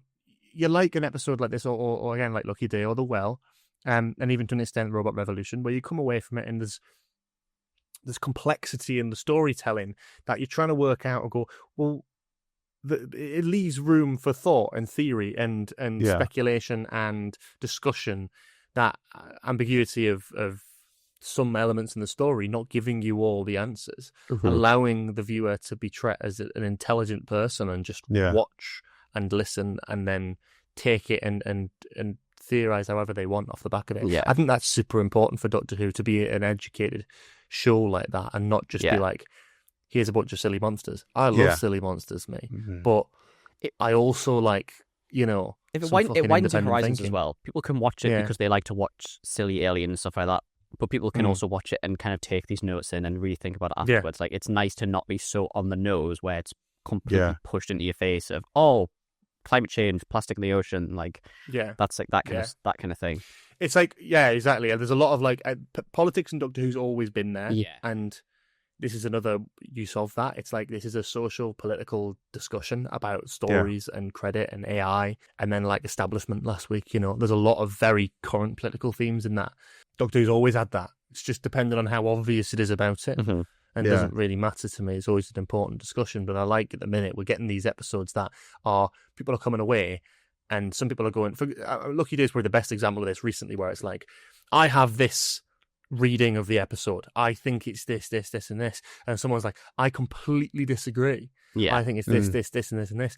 And both of them are equally correct and incorrect in the same right. Because with any art, you should be able to interpret it however you want. And I think that we're able to interpret it in different ways, and it's not as two-dimensional. It means it's successfully making like quality Doctor Who again, because we're actually able to discuss stuff and have different readings. It's the same with this. I don't really see what you're getting at with this, Josh, but I think there's definitely, I'd see where you got it from, and I'm like, I need to rewatch that, because I might agree with you when I rewatch it and have a think about that. There's things that people have said where I've got, I didn't really pick up on that, to be honest, but that's the joy of an episode like this, is that, I mean, one, it just makes me excited to talk about Doctor Who, and doing these podcasts and stuff. It's exciting to go in and be like, oh, we can have a real meaty discussion about this. We can really get because the likelihood that all three of us are going to have had the same viewing experience and the same the same view on the episodes is very, very slim. And obviously that's just been proven, and I love that. And it's like you can present something to me, and then I can rewatch it under a different veil, and then you know, vice versa. It's interesting, and it's like, you know, and like I said, maybe my reading isn't in the text, but it's what I've taken from it, and it's that, you know, that's sort of what the whole episode's about. Is about stories and how we view stories and how we take them and reclaim them as well. Yeah, with any good film, with any good TV, with anything like that, it's if you know, the writer is going in with an intention and what's in their mind. But just because someone has a different reading of that doesn't mean it's wrong. It doesn't matter what's in the text and how people interpret it. The fact that people interpret anything from it is a good thing, because it creates discussion. It creates appreciation of art. You'll never get that from stuff like AI generated shite, because there's no thought behind it like that. The writer might have done that on purpose, and he might have been following the same thought that you had, Josh, and that's brilliant. Or he might not. And either way, whether he has or hasn't, your reading of that is completely like valid and interesting to talk about. So it's I think it's a great thing, and the fact that Doctor Who's achieving this is great in my eyes. It's like, I think we've had a few episodes in the past that have tried to handle political themes, but it's very clear as to what it's saying, with little room for ambiguity or discussion around it. And I think that's fine at times, because in my eyes, I looked at last week and I went, this is, you know, obviously people took some aspects of it as ambiguous, but I think the main central message about the spread of misinformation, I was like, this is gloriously unsubtle, and it's exactly what it needs. That's it's perfect. Like, I said it last week, is fighting fire with fire. You know, it's like Richard said, you know, maybe there's a nice third option, but you know, the third option is at the moment the option that the Doctor takes, which is fictional. And at the moment, you know, in the world of politics and in the world of everything else, it's becoming we have to fight fire with fire situation, and we have to, you know, meet them on their level, and stoop down in some cases, sort of sadly. But that's the great thing. But I think this is something that's really, this story in particular is something that's really open to different readings, and like I said, which is great for a story that is celebrating storytelling. That's what you want from a story like this, is 100%. is to celebrate storytelling by giving us the best of it, which is the what it inspires. It's really, really cool. And I mean, I've got my notes are all over the shop. I mean, there's so much to talk about with this one, but I just loved it. I mean, there's one thing that I need to sort of mention, just from a filmmaking perspective. Loved the maze bit. Oh yeah, loved the maze bit when they do the braids, and that's the direction of the maze, and then they go into the maze, and we get this sort of overhead, like video game almost perspective. Beautiful. That is proper Doctor Who. Proper good. Doctor Who, because you're starting with such a with education, because you've got that story about the slaves, you know, putting the roots into their hair, which is insane, and obviously something that I'd never heard before, and then it's baked into the story and the resolution of the story. And that's just a gorgeous way of writing Doctor Who. I absolutely loved it. And the way it's shot as well, the way it looks on Shooty's head, like Shooty's hair is such a great look. Amazing, and hair and makeup design. Yeah, and I also said as well, like the effect of the hair regrowing, like when they get out of the chair. That's something that could look really goofy, and it just looks really understated and natural and really well done. Even the barbers, when he takes his off, and then every time the camera pans away and pans back, it's slightly grown back. I love it's that. Grown like a every bit time, longer. It's really cool. For the rest of the episode, every time you pan away and pan back, it's slightly different and slightly longer, and it looks mint at the end. It was really good. Yeah. I loved Abina as well. I think, again, great performance.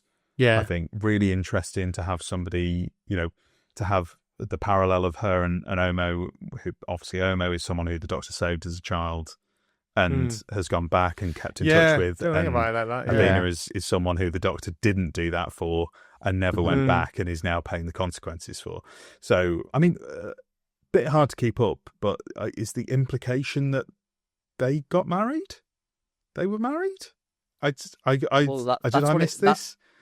It says that that's what it says. I certainly fucking did. I have no idea. There's a line in it where he says he played a game with whoever the god was, and then Anansi, the gods Anansi. The gods deliberately lost the game, so the Doctor would have to marry. But I don't know whether the implication is that Joe Martin's Doctor ran away before they got married, or if they got married and then ran away. I think that is the implication. At all. Bro was too busy tweeting. Yeah, that's the thing. I think this is just one of those episodes where it's great, but it needs a rewatch because there's so much in here. Yeah, like there's so much to unpack. I picked that up, but I'm unclear on whether it's implied that they did get married and then the Doctor ran away, or if the Doctor ran away and said, "Oh, I'll come back and marry you." If that's the case, that probably makes a bit more sense. But I don't know if it's explicitly said in it. And that's maybe where you could level a slight criticism of it, as I said before, where maybe some things are.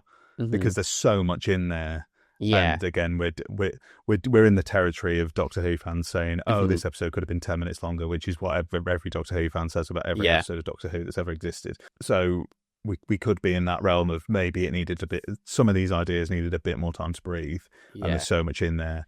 But I don't think that didn't kill the episode for me because there's so much interesting stuff in there. Yeah, at the same time, we're having a discussion on whether someone got married or not, and it's like a character that chances are we might not see again. Yeah, it doesn't really matter. If that's my only criticism about the episode, it's quite... no, that's fine. George, you're literally watching the episode right now. I am, yeah. I'm trying to catch this bit. It doesn't make sense to me either. Yeah, it's sort of like a bet. Like, she's being given away in a bet. Yeah. but it's like the Doctor took the bet, freed her, and then didn't take her I have with a her, feeling it's something like... If you probably research the god, there's probably something within the mythology about it. It doesn't seem like marriage. It seems like it's that's the idea. Is that like Nancy has this person trapped, and they play games with people, and if you win the bet, you take her and you marry her. But the Doctor came along, took the bet, won the bet, freed her, but didn't take her. So it's like humiliating and embarrassing, and sort of left her to herself. So she was terrified that she was going to get won by some random like horrible god or something, and the Doctor comes along and her hope is maximized. The Doctor doesn't necessarily help, but frees her from and wins the bet, but doesn't take her with it. That's all I'm being able to read, but that's a rewatch thing for me, I think. But I think all of that section, there's just the reveal, like we mentioned before, we touched on it briefly, like where the barber is claiming to be all of these gods. And that's a really cool sequence, the way that it's shot with the overlay of the images on top of the barber. And again, gorgeous, And then Shooty just instantly shoots it back down. And that's way more interesting to me than a lot of the real god stuff that we've had. Is because I think... God. A human parading around pretending to be a god is more interesting than an actual god to me. Because why would a human do that, and what leads a human to do that?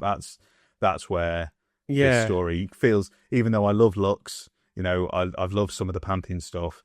This feels way more interesting to me than someone who was just born a god, lives as a god, dies as a god. It's interesting that they've name dropped, because I mean, you've got a lot of gods to name drop, and to be 100% honest, a lot of the gods don't have many. Like, I know they're talking about like stories and stuff like that. A lot of the gods don't have any relations. Like, they're all not gods of trickery. Dionysus is the god of wine and theatre. Bastet is the Egyptian god of cats. So it's like there's not much of a tie between the gods. It's more like, I just basically chose what I wanted to be in every pantheon. So I think it's very interesting to have chosen to have made the decision to choose Loki as one of those gods. Don't know if the Doctor actually says that he met Loki. He sort of named a few of the others that he's met, but I don't know if he ever said that. Didn't say he met Loki. Loki. Maybe that's interesting, because maybe then that's a meeting that's been set. Also, that is a wild thing to canonize, that the Doctor met all these gods and has done all this stuff with the gods. Like, it's meant, it's class to do. Yeah. But again, I love that it's going into this like fantasy side of it. It's so It's a clever twist as well, because I think going into it, everyone had this idea of seeing the spider and seeing the barber. They had this idea and impression that it would be Anansi, the spider god. And the fact that it wasn't, and it was sort of a twist on going, no, I've met Anansi, that's not me, mate.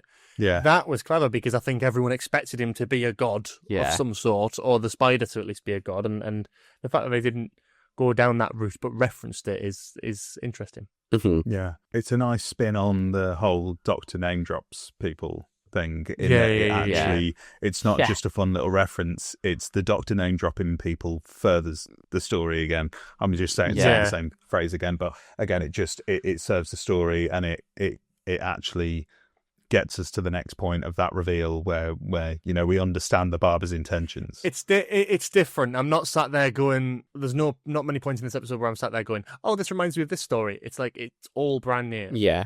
It's taken familiar aspects. It's what I would, if I was in New Orleans, it's what I would love if I thought, okay, I'm writing an episode of Doctor Who, I've got one shot. You want to do the greatest hits, but you want to do them in a way that's completely original and stands on its own 2 feet. And I think that's what this balances really well for me, is that I never felt like 100%. Oh, this is riffing off this is doing this again, this is doing that. I mean, maybe the scene with all of the Doctors appearing on the screens and stuff, it's really well done. Like I said, it's not the most original thing in the world, but when you're dealing with it being a never-ending story, it's fun, and it still works in the story. It's not just plonked in there out of nowhere. It's not just shoehorned in, it actually progresses. Yeah, it's exactly. I mean, I'm going to run through a few little just side notes. My notes are a mess, so I'm just going to skip through a few little bits that are just tiny little things I want to mention. Just a really nice Doctor Who moment is when he goes down the alleyway and there's a sign that says "Turn Back," and there's a little music. The music in this episode is great, by the way. Yeah, fantastic. Yeah, so good as well. I really liked the usage of Belinda in the story, because it really treads a fine line of, you could easily have made this a companion light story. I'm glad 100%. They didn't, because I'm loving Belinda and I'm loving her presence in the stories, and I don't want to lose the momentum of having 2 weeks without her like we did with Shooty last season. But she's reserved. They've reserved her back. She's not there the whole time, because she's only there when the story really needs her to be there. So we have that lovely bit at the beginning, and then obviously she's sort of stuck in the TARDIS for the sort of a 15-minute period.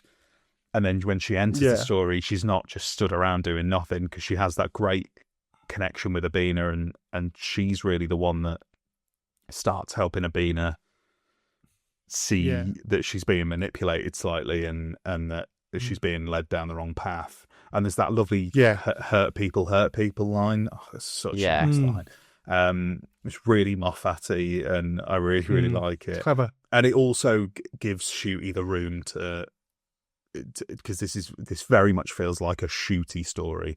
It feels like a story that suits him as an actor and as a Doctor. And 100%. Even the fact that they use Belinda. You see Shooty moving through Lagos and moving through the market stalls with ease and just feeling like he fits in. And then you see Belinda later on doing the same thing, but this isn't her space. This isn't her world. And she doesn't fit in there. Yeah. And that highlights even further how much this is the Doctor's safe space. So that's just great storytelling. Yeah. And also, really, really fun little cameo, because the market stall owner that she bumps into is Anua Ellams, who wrote the story, which is a lovely little cameo. I love that. Yeah, it is. So very, very nice. And then we sort of get onto the climax, and obviously they go through the maze. Again, another lovely bit of imagery with the brain that sort of contains the stories, and it opens up to it looks like a tree, and then it's sort of a brain. It splits into two, and then you've got the heart in the middle of it, and it's the fact that the heart and the head combined as a vessel for containing stories. That's just fucking beautiful. Boss, isn't it? Oh, it's just so good. And maybe again, another slight criticism. I don't have many criticisms of this episode, and most of them are quite nitpicky, and this is very nitpicky. Yeah.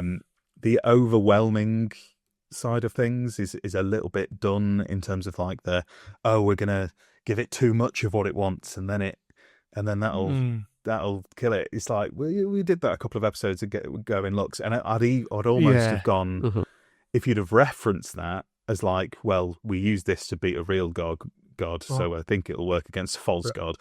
Like, even that would maybe even have worked a bit more, because it feels more just like a an unmentioned coincidence. Mm-hmm. But it's not a massive part of the story, really, is it? Because Yeah. that's not really the resolution to it. It's just what gets us to the resolution. So again, that's a nitpick. It's definitely a nitpick, and it's not a massive thing. Yeah. I thought the tree potentially being a reference to Yggdrasil as well from Norse mythology was quite cool. That's the first thing that I thought when I saw it.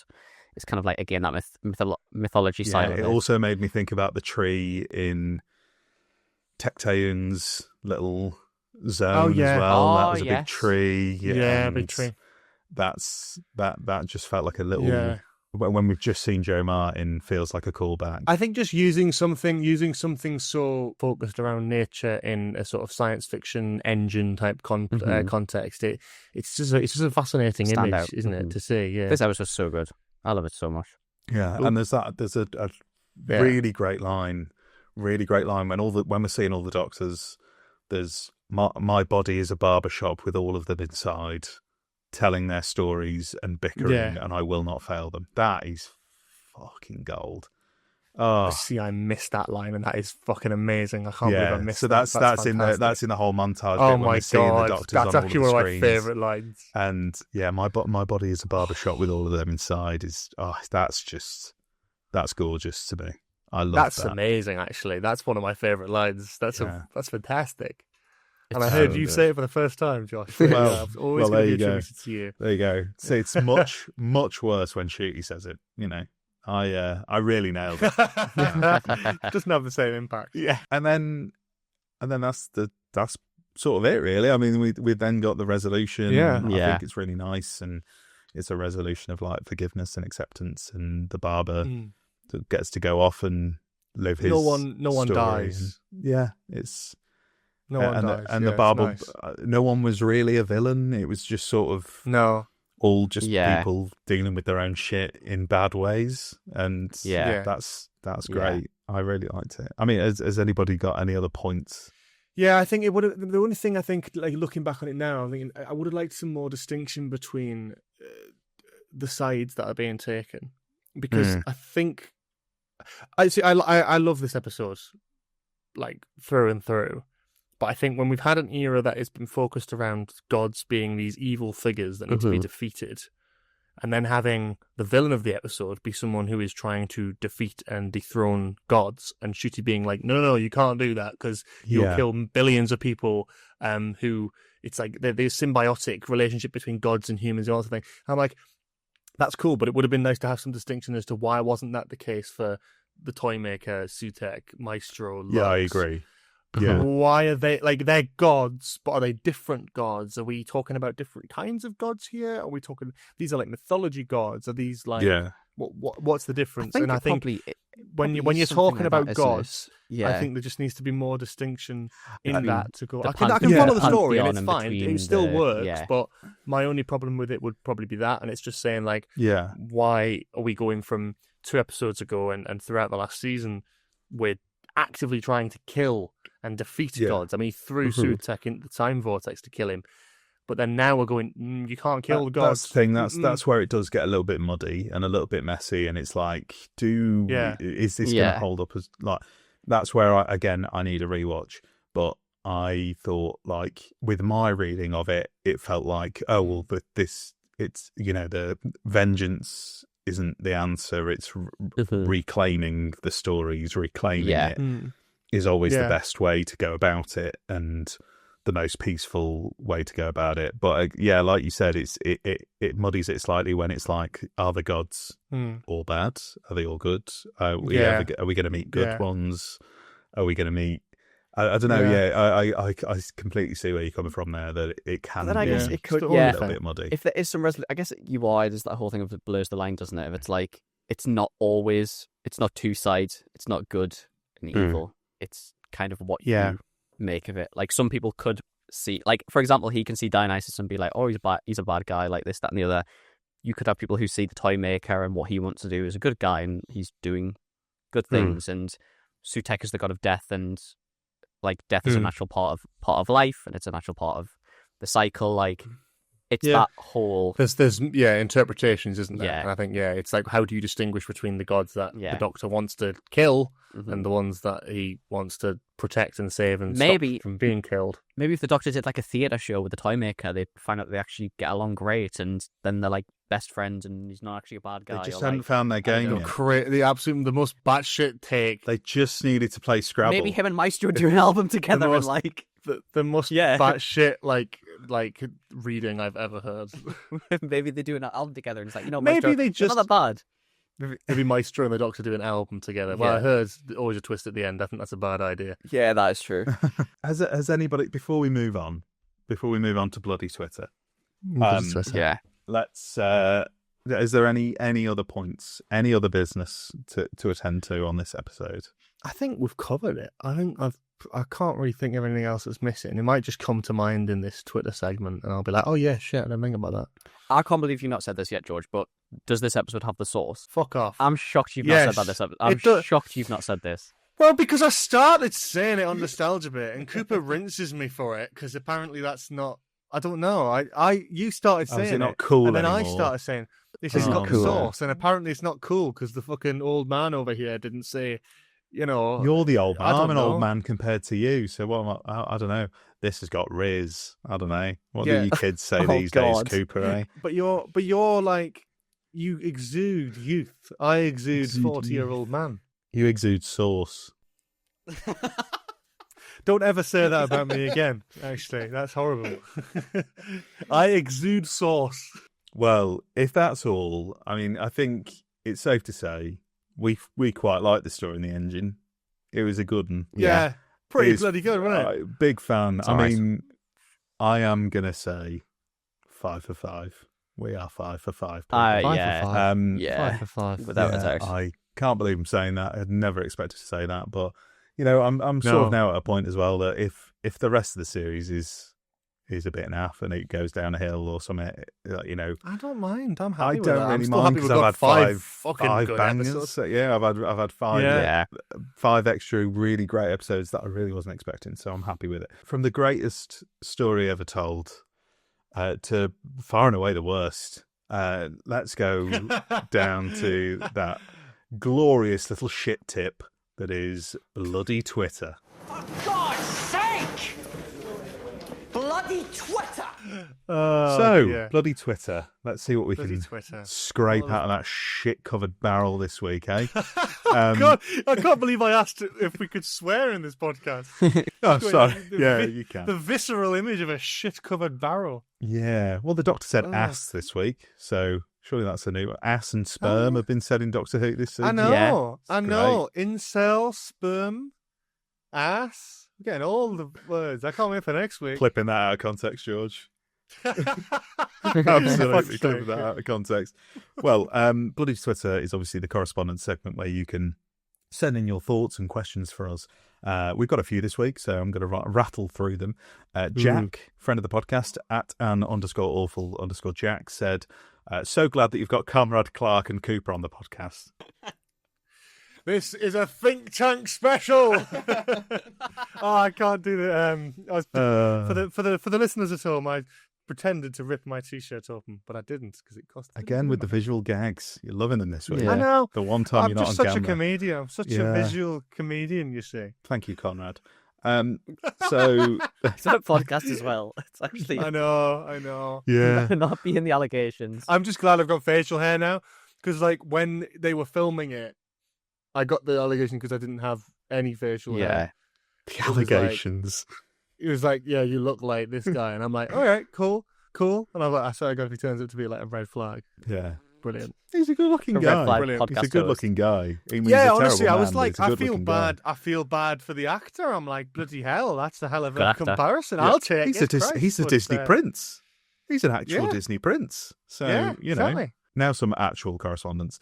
Dalam at Dalam Reviews said, beautiful stuff this Dalam. week. Loved seeing such a focused, performance-driven episode that largely restricts our characters to one location and demands a lot from the guest cast. Feels like we're on a hot streak this season. You could call it generational, couldn't you, Cooper? Could call it generational. Hoping it continues next week. It's got the I sauce. think we all share those sentiments. Yeah. And Yeah. I think it's 100%, all stuff yeah. we've said in the last hour or so. Exactly. It's very much, it's that whole thing. It's like a small set, like performance driven, like it's about the actors, and they are fucking bringing their A game. I think Shooty said on Unleashed as well, he was like, all of the actors left, like they left nothing there. They dropped everything on the set. They put everything of themselves out there, and it was sort of magical. Absolutely. So, absolutely. Yeah. Oscar Groucho's said, a powerful hymn to the importance of storytelling, how those myths and fables underpin our own existence and form the bedrock of community and love, a deft interweaving of rich cultural influences mixed with the unique iconography of the programme's own lore. Again, bloody hell, I hope someone writes something about that after something I've written. Fuck me. I know. I swear to God, whenever Oscar Groucho writes in, it's like I get beautiful. tongue-tied. That's like a poem. Yeah, I've rehearsed that about 7 times before we came on. It's nice as well to have a story about stories and writing without it being indulgent towards writers. We've had a lot of Doctor Who episodes about writers, like Agatha Christie, like William Shakespeare, like Charles Dickens. Yeah. And they're very, like, written as, like, writers are the most important people on the planet. Obviously written by a TV writer. Yeah, it's like, nice, isn't it? It's very a bit self-indulgent, whereas this is about the story is the powerful thing. It's people's story, people's lives. It's not a writer writing these stories. That a written script is just as important as a story told in a barbershop chair. That's a lovely message to hold, because and can be more important. That's the great thing. Yeah. Last message, Cal at Cal_King_Insta, dear friend of the show. They've said, just checking that they didn't replace everyone from season 1, because this season stays on a roll and doesn't look like it's planning to stop. The scene of the Doctor going through the market brought a smile to my face, because I always love getting to see different cultures. I wish that we had gotten to see the fugitive Doctor with Anansi and Abby just a little, because it's sad that she is relegated to a microscopic cameos again, but that's the 45 minutes in the room for you. I did think, honestly, that when I can't remember the character's name, so the woman, when she starts telling her story, I genuinely got quite excited, because I thought we were going to see a flashback on the window of Joe Martin and Nancy, and I was expecting that. So I guess there was a little part of me which is like, I wish we'd have had that or seen that visual. But I think it's always like the curse of the fugitive Doctor, isn't it? We're always delighted and excited for any crumbs that we get, but it sort of always leaves you wanting more, which is a good thing. But poor Joe Martin, who, comes all the way across the country to Cardiff just to film for literally less than 10 seconds. She seems to enjoy it. She seems to like it. She loves it. So, she always seems to love it. Yeah, she loves it. She always turns up. She loves it, and she always gives her all. And she's a great actor. Yeah, and Cal also said Abby giving the Doctor a map with his hair was great, and I really love that Very too. clever. Belinda isn't much part of this story, but her moment with the Doctor in the TARDIS, and that he's clearly growing on her, is sweet, and I really enjoyed that. 7 out of 10. Yeah. It's not her story, is it? But she does enough in it to justify it. It's not a companion light, but it's absolutely. It focuses. It has the focus and the pacing spot on. Yeah, I think. Yeah. Yeah. No, it's really, really, really nice. And I think I was like, was there an argument to say, like, would she be more questioning of all of the different, after seeing all of the Doctor's different faces? Like, would there be more questions there? I mean, maybe that's something that's picked up later in the series. Yeah. I wouldn't be surprised if they start talking about it in the next episode. And if they do, he's definitely regenerating. Yeah. Oh, no.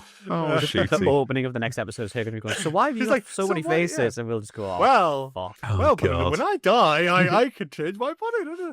Oh, God. God. I feel like I've been on a myth and storytelling weekend. I went to see Sinners yesterday, and it's quite similar to what this episode's been. And it's like, I'm not seeing Sinners. I'm on like a proper like myth twist. Oh like my this weekend. God. George, you need to see Sinners. It's bonkers. I know, I need to see it. This is going to become a Sinners podcast for the next 5 minutes, but Jesus Christ, you need to see Sinners, because it is. Yeah, I get what you mean, because I was like, it's seeing different cultures, and it's seeing them. The opening to the movie is similar to like when they tell the stories on the window and stuff, and like the design that they went for and everything. Like it's no, it is. Yeah, no, there is similar, and it's like and seeing those cultures portrayed on screen and allowing them to take over a genre and do genre work with that. Whether it's horror or sci-fi. and Yeah. using them as a vehicle to tell these stories is so exciting. Yeah. But yeah, I mean, if anyone at home hasn't seen Sinners yet, go and fucking watch Sinners. It's phenomenal. George, It's get fantastic. on it. Get on it. I need to see. Film of the I'm year. fucking busy, man. I will. Right. Well, I think it's time for the main event. I think no. that's all we've had from Bloody Twitter, and I think it's time for the main event. Oh, come It's- on. Head to head. It's Ant versus Deck. It's Do we need to do the camera it's look? Kieran. It's Kieran Dyer versus Lee Bowyer. There's a Geordie reference for you. It is George versus Cooper, Newcastle versus Newcastle in Quiz Chibnall. Now, That's a great George, name.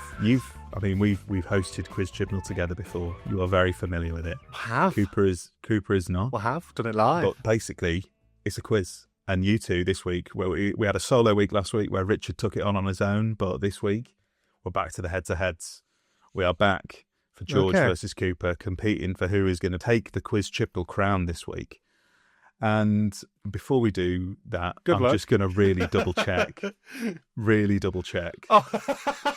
my answers because I'm so terrified. Can I just point out, right, before we did this podcast, when George was telling me like the format and about Quiz Chibnall and stuff, George's explanation for this was him telling me that when you were at the BFI thing last weekend, you were telling people the question that you had, and George was sitting there. And this was last week's one with Richard. Yeah, George was sitting there, and when the basically counting them through his head, and was like basically fact checking you without you realizing he was fact checking you. So when I say I am absolutely fucked, I mean, because you were doing it with Beth. With Beth Axford, you were taking through the what was it? It was like every episode that Kate Stewart appeared. Every Kate Stewart appearance, yeah. And I was sat there wanting to go, oh, Magician's Apprentice, and I was just like, I'm gonna let them cook. Yeah, but I was like, oh. I mean, Beth got them all. Fair play, Beth. Yeah, she did very well. Richard did not, but Richard had a good go at it anyway. Your category is this week every Doctor Who story to feature multiple incarnations of the Doctor. Oh my! Now, I want to clarify a few things. This is very much up for contention. Yeah, this is very much up for contention. So what we're going to do is we're going to go back and forth. Oh my! You do have a brief time limit. You're going to go back and forth. Oh, fuck. George says one, Cooper says one. George says one, Cooper says one, until we work our way through the entire list. No, if Cooper. Why are you saying if Cooper's out? You might get out, George. You never know. You never know. You never know. You can name two. Oh my god! What every the fuck incarnation is that called? Every episode that features multiple incarnations of the Doctor. Now, okay, I would say like manifestations where they have like an actual speaking role. That's what counts. We're not talking about hint for a specific episode. That counts. But if they're like in the background on like a screen, or like, for example, if I'm going to use an example, Rogue shows different Doctors, that does not count. Yeah. I would say the actor has to be there. Okay, right. That's good. That's a good clarification. The actor has to be there for it to count. Also, duplicates don't count as long as they are playing the Doctor or some sort of manifestation of the Doctor. It includes classic as well. The same incarnation appearing does not count either. So it can't be the same. Just as an example there. Two different people as the Doctor in an episode. At least two different people. Can be more. At least. Yeah. Sure, yeah. So there's a couple of contentious ones in here. We'll see how you get on. Fine. If anyone knows we might not get to the contentious we'll ones, argue it. because I'm trying to think about what you're thinking about, and I don't think I'm working it out. So, and think about it. Two, they don't have to have appeared on screen together, so they can have appeared one at one end, one at the other, in the same episodes, as long as they were in the same episode together. Yeah, I know what you're doing. That's good. So, does anybody have any questions before we start? Honestly, my brain has farted. Cooper looks like he's questioning his entire existence right now. That's good. Bro, there's really like 5 that should be free, and I can't think of the fucking names of them. Right. In terms of how many there are, I can think of at least 15. There's 26. There's 26 Right. stories, and if you say one and you want to put an argument forward for it, I will listen to I have the like argument. 4. Okay. That's You the got thing 4. this That's week. all right. So, right, we're going to start with George because he's Oh, that's shooting not his fair. fucking mouth off. That's why you've Well, talked go, yourself Stuart, into going please first. don't borrow. Okay. Go So, on. Okay. we're going to go back. I am going to. You can take a little bit of time, but if I decide you're taking the piss, I will rush you. And Right. bearing hear in that, mind, Cooper. George, Fuck if off. you're going first, that means that if you get one wrong, Cooper has to get one right And I to get carry one. on. And if you both get one wrong in the same little next to each other, then Ooh. you're both back in and we carry on. Okay. Okay? It's fine. Are we clear Yeah, on the let's do it. rules? Are we okay? Yeah. I feel like I've really had to Yeah. So over-explain it's this got to be. one It's got to be 'cause it's at chaotic. least 2 different doctors. At least 2 different Yeah. doctors in one episode. Yeah, look, I effectively. wrote this question in about 3 minutes before we recorded. That's fine. So Look, that's hopefully fine. That's good. it works It's all out. good. Bro, So, George. I like my heart's actually ragged. I'm actually nervous. Like, Yeah, I'm a little bit. Don't on be edge. nervous. It's fine. It's only Right. your reputation on the line. yeah. You said that to Chris Only Chibnall as my- well. Yeah, I did. George. Yeah. I'll start with the story in the engine. The story in the engine is correct. Okay. It's a good start. I'll go Day the Doctor. Dave the Doctor. Okay. He's Yeah. in. No, of course it's I will- correct. Yeah, of course it is. I'll go Power of the Doctor. Oh, another clarification. Sorry. Yeah, Power of the Oh. Doctor is fine. Just another clarification. It has to be a full TV episode, not minisodes. Oh, no, not, no Time minisodes. Crash. Okay. No, not Time Crash. Okay. Not Night of the Doctor. Oh, didn't Power of remember the that one, Doctor is correct though. I'm gonna go the name of the Doctor The name of the Doctor is correct. because John Hurt at the end of that episode. Yeah. Oh, yes. Good. And fucking- and yeah, also, yeah, to be yeah. fair, there are multiple Doctors running around, but John Hurt is Yeah. the main thing that swings it. So. Yeah. That's the I would have. Yeah. I'm going to say Twice Upon a Time. That's the one I was trying to think of, and I couldn't think of the name of it. Twice Upon a Time You're is welcome. correct. I don't know if this is the name of this episode. It's the classic Who. Is it the Three Doctors? Is that an episode title? Ooh, he's pulling cooking. out classics.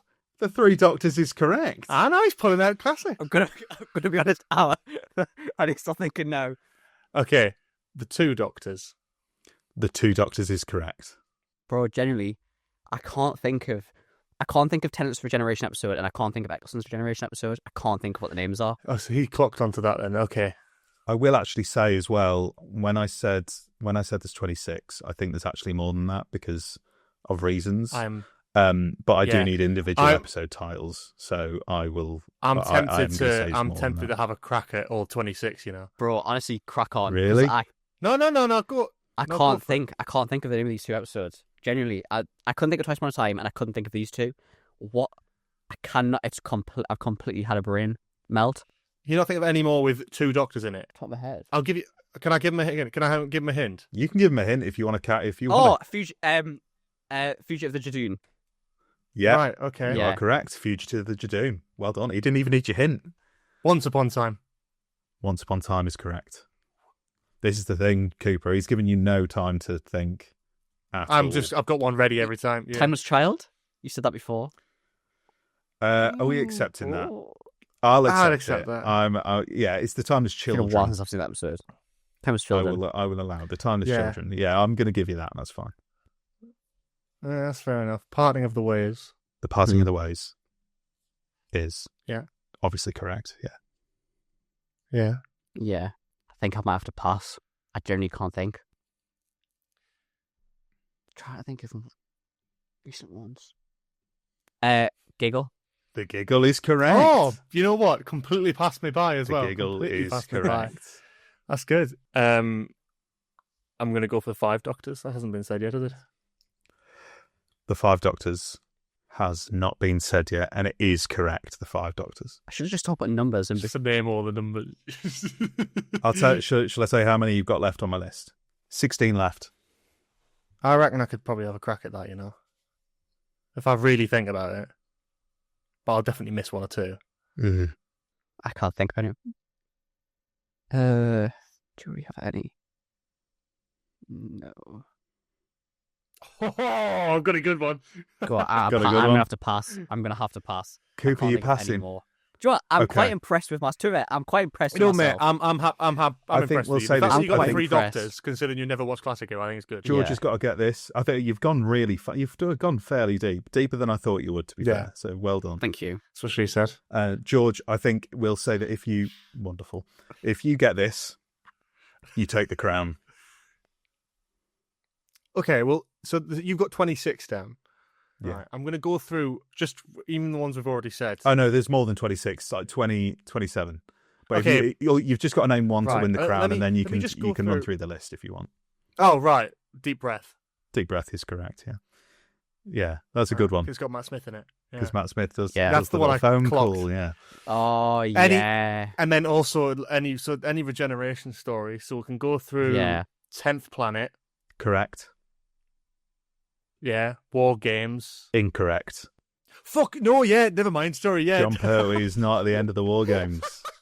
That's So- an absolute... Well, War Games in colour? Yeah, no, not having that. Yeah, it's right. 10th Planet. Yeah. Yeah. I love how you're just trying to solo I'm this being- now. This is really this is just ballsy. No, Go I'm for it. determined. I'm determined. This is the thing as a Doctor Who fan. I have to now try and prove myself and now Yeah. go through all of them. And now my brain's farting. Yeah, of course. And if you don't get them, you're not worthy. So Exactly. That's fair enough. Right. Hang on. Let me go. Right. 10th Planet. We've definitely got 10th Planet. Yeah. We've got 3 Doctors. Are you making a note of how many I'm getting here? Because I'm I'm ticking them off as you go. Yeah, I've got. Okay. 10th Planet. Yeah. 3 Doctors. I'm going like completely blank on Pertwee. Hang on. That's ridiculous. We'll go Legopolis for 4th Doctor anyway. We can carry on. Legopolis is correct. Caves of Androzani. Caves of Androzani is correct. Bro, I never even heard of that episode. You're not going to accept fucking Trial of a Time Lord, are you? I will accept Trial of the Time Lord as a not proper answer because I have got all 4 episodes written separately. But if you know all four parts of Trial of the Time Lord, then you can. Oh, get the them. fucking Valiard, you bastard! No, I don't know all of them. Unfortunately, I can't name them all. So that I'll put my hands up with that one. Okay. Yeah, because I've never seen it. Yeah, Okay. but I wasn't even thinking. But you've given me that because I wouldn't have even. I'm not going to take credit for the first 3 parts because I would have only thought of the regeneration. And I'm thinking it. I forgot about the Valiard. And So actually, the that's good. regeneration's not in Trial of the Time Lord either. He goes off at the end with Mel, and he regenerates at the start this of shows the my next knowledge. story. It's just I Because need to that's start when rewatching Classic Who, man. Colin refused to come back to Didn't do know a the last wig. episode. That's so yeah. true. And then it was Sylvester in a wig. Time in the Rani, then. Time in the Rani is correct. Yeah. TV movie. TV movie is correct. It's done Parting of the Ways. End of Time Part 2. End of Time Part 2. He's showboating here. He's fucking That's showboating what in I- front of yeah. you, Cooper. I wouldn't have That's it. what I couldn't. I'd snap I couldn't his legs, think of mate. them. Time of the Doctor. I couldn't think of at the time. Time of the Doctor Time is of the correct. Doctor. Matt Smith's last episode. I could have got that. Nah, not bothered. You could have got that one. Could have got that one. Okay, how many have I got left? If you include Trial of a Time Lord, you've got 7 left with a bonus contentious one. So 8. 7 left. Okay, now it's getting hard because now I thought I could tick most of them off with the regeneration ones. I'm going to say something really stupid, and I just, when you the third Doctor's regeneration story, I'm going to say what I think it's called, and I've probably got it horribly wrong, and I'm going to be really embarrassed. But I'm going to Okay. just say it anyway because I'd rather give it a risk. Is it Planet of the Spiders? It's Planet the Spiders. Okay, because for some Correct. reason in my brain I'm like that just sounds daft as fuck, and I feel like if that isn't it and it's something really cool. No, I'm it's Planet the fucked. Spiders. Yeah. I knew it was the I Spider. actually I could mentioned it picture earlier it. on. I actually Ugh. mentioned like 4 of these episodes I could in picture this it. episode. So, Christ. Yeah. Fugitive of the Jadoom, we've already mentioned. Cooper, are you okay? I feel like we've just left you here. Cooper's just chilling now. Cooper's just having to sit back and But I think he's probably Watch looking the list George. up. Actually. No, I don't know if this counts. Yeah, it's trying to think of what counts. There'll be there's some contrived ones in here, definitely. go Yeah, on. can you tell me how many are classic and how many are new? I'll tell out of you what's that left, 4 out are of the 7. classic, which is just all of Trial of a Time Lord. So you've got the rest of classic. Oh, okay. And then so it's 3 all new Who Who. then. 3 new Who. Yeah. We're not including Time Crash. Can I don't know if this has been said. Can I take a punt Go at on. maybe the controversial one? Is Journey's Go End on. the controversial one? No, it's No, not it's on my 2 of the list same. because it's 2 of Two the of the same. same. Ah, the okay, same. Yeah, because otherwise you could do the Rebel Flesh and almost Yeah. people Yeah. and literally any majority of the I world. mean, you could argue, is the Dr. Donna a separate incarnation? But I just didn't. So no. Fair enough. Game Master says Two no. incarnations of the Doctor. Hang on. If you're including the Valeyard, are you including Amy's Choice? That's the contentious one. Fuck off. That's definitely not counting. Are you not having it? I have put an asterisk. I'll take it. But I'll Choice take is it, a contentious one. Because technically the Dream Lord is a fragmentation of the Doctor. Could count. If we're counting the Valeyard. Yeah. I don't know. But yeah, Amy's Choice is one of them. I think that's fair. And then you got 2 more of the New Who ones. 2 more New Who. Yeah. Go on, give me a hint. Dare I say? They're both the same Doctor. You know what? I think it's probably going to be fucking. I can't. I'm like going absolutely numb. Just give me the When I Kate edit Stewart all these one. I gaps would have cooked for out, that. you're going to look like you've got these fucking rapid, mate. Yeah, edit's please gonna do. That'd do be you. great. The edit's going to Oh make my you look God. great. I'm going to give you 1 minute. Give me the Doctor, and I'll see if I know it, but I don't think I'll get it. 12. Is it new? Do they do the other Doctor come in and do new lines, or is it old footage? It doesn't necessarily have to have speaking lines, but I would say Which has is familiar? to be not old footage. No. But it has to be No, because it's like a considerable character in the story. Nah, I'm calling it. I'll give in. I'm Sorry. calling it. Yeah, call it. Okay. Call it. It's fair enough. So, Trial of a Time Lord. Mysterious Planet, yeah. Mind Warp, Terror of the Vervoids, The Ultimate Foe. That's your 4. I just never seen it. But you got Trial. I'll give you that. Yeah. That's fine. It's technically counted as I one got- I story knew on Trial, TARDIS yeah. Wiki, so I'll give you that. Fair enough. The 2 It's like flux in ones. it. Cover off this. Yeah. Listen, because we do see the young Doctor. For fuck's sake! Yeah, you do, don't you? And Shit, that's a good one. That because I wouldn't have. the Doctor Falls, because the first Doctor's in it right at the very end. Oh, fucking hell! I've edited a bloody black and white thing of it for fuck's sake. Oh. Well, I didn't do that scene. Oh, fuck's sake! But look, that makes sense. So that stupid. is fucking, Yeah. You got a good chunk, and Cooper, you gave him a good run for his money there. You did very well. I'm quite impressed. I'm quite impressed with myself. Whipping out the giggle last minute was great.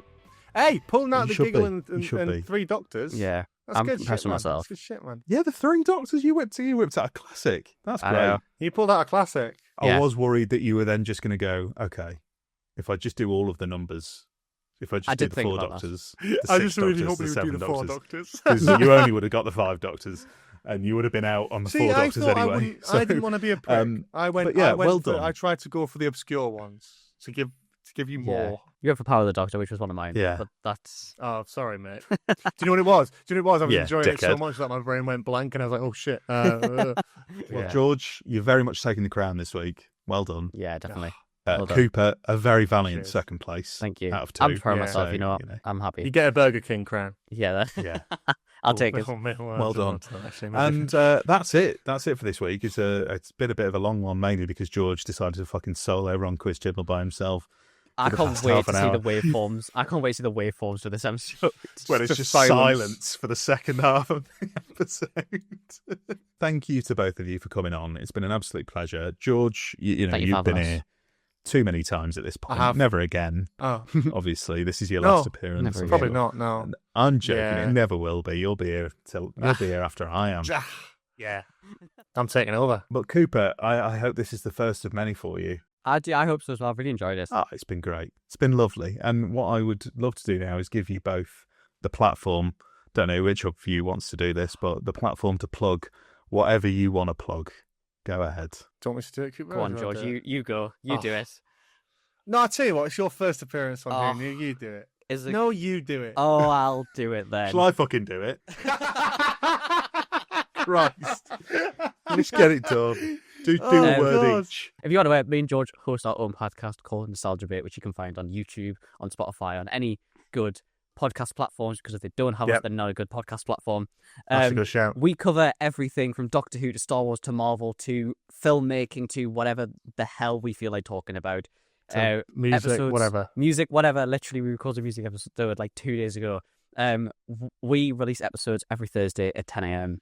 on all your podcast platforms, YouTube, etc. And please come and check us out. We have quite a backlog of Doctor Who episodes, and we also have some special we've got a upcoming. fun little playlist on the YouTube channel. That If you is want to look at true. all the Doctor Who episodes in one, you're more than welcome to do that. But yeah, And we will be doing another one when Series 2 finishes on our full entire In a views. few We're going to weeks' be time. ranking the episodes like we did for Series 1. oh yeah, we love a good 'cause rank we on love the a good ranking on Nostalgia Fades. Never stop ranking. Lovely. Well, I love Nostalgia Bait. Nostalgia Bait is one of my favourite podcasts. And it very much inspired me to get back in the game. So you have these two little bastards to thank for me coming back. Yeah. And obviously, George, you're streaming as well. Well, are you on a break from the streams at the minute? No, I'm doing them you're still Saturday streaming? mornings for new Doctor Who episodes. Oh, you're doing Saturday morning for the new Who, yeah, of course. You are. And when Doctor Who's finished, I'll be back on Tuesday evenings doing my weekly Doctor Who streams and Twitch streams, and I'll be hopefully making some more Doctor Who content on my channel. Just my name, George Sheard, so feel free to check that out. But yeah, I just do all sorts whenever, artist really. formerly and known it's as mostly Ace Doctor Who Creeper. related.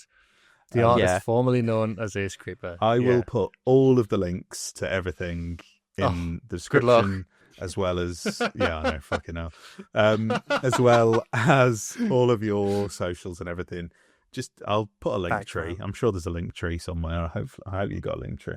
Yeah, we'll send you a link tree. Actually, that's a good shout. Yeah, just go and follow us and just spend the next 5 minutes while you're listening to this on Spotify or whatever, especially Spotify. You just tab out and go and look at all these links. Go follow, subscribe.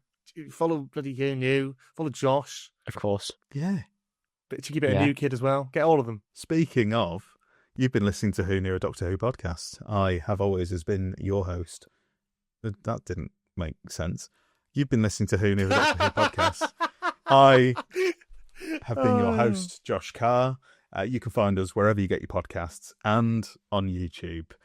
Please like, subscribe, share, follow, review, comment, whatever you can do to get the word out there. It's been a very good time for the podcast. We are very fast approaching 1,000 subscribers, which I would love to hit before the end of season 2. So if you're listening to this and you've enjoyed it, if you've gotten this far, fucking good luck to you. But if you're listening to this and you've enjoyed it, please consider subscribing, because there's going to be plenty more season 2 coverage. And then when that finishes, I've got some great guests lined up. I'm going to be chatting to Damla and Elliot from Come Along Pond. I've got Jamie Magnus Stone and some very, very interesting people also lined up who are coming very soon. So Can't wait. you can also follow us on all these socials. Who Knew Podcasts on Twitter and Blue Sky. whoknewdwpod on Instagram. You can send us an email, whoknewdwpod@gmail.com. And you can find me on the socials as well. I'm Josh Ryan Carr on everything.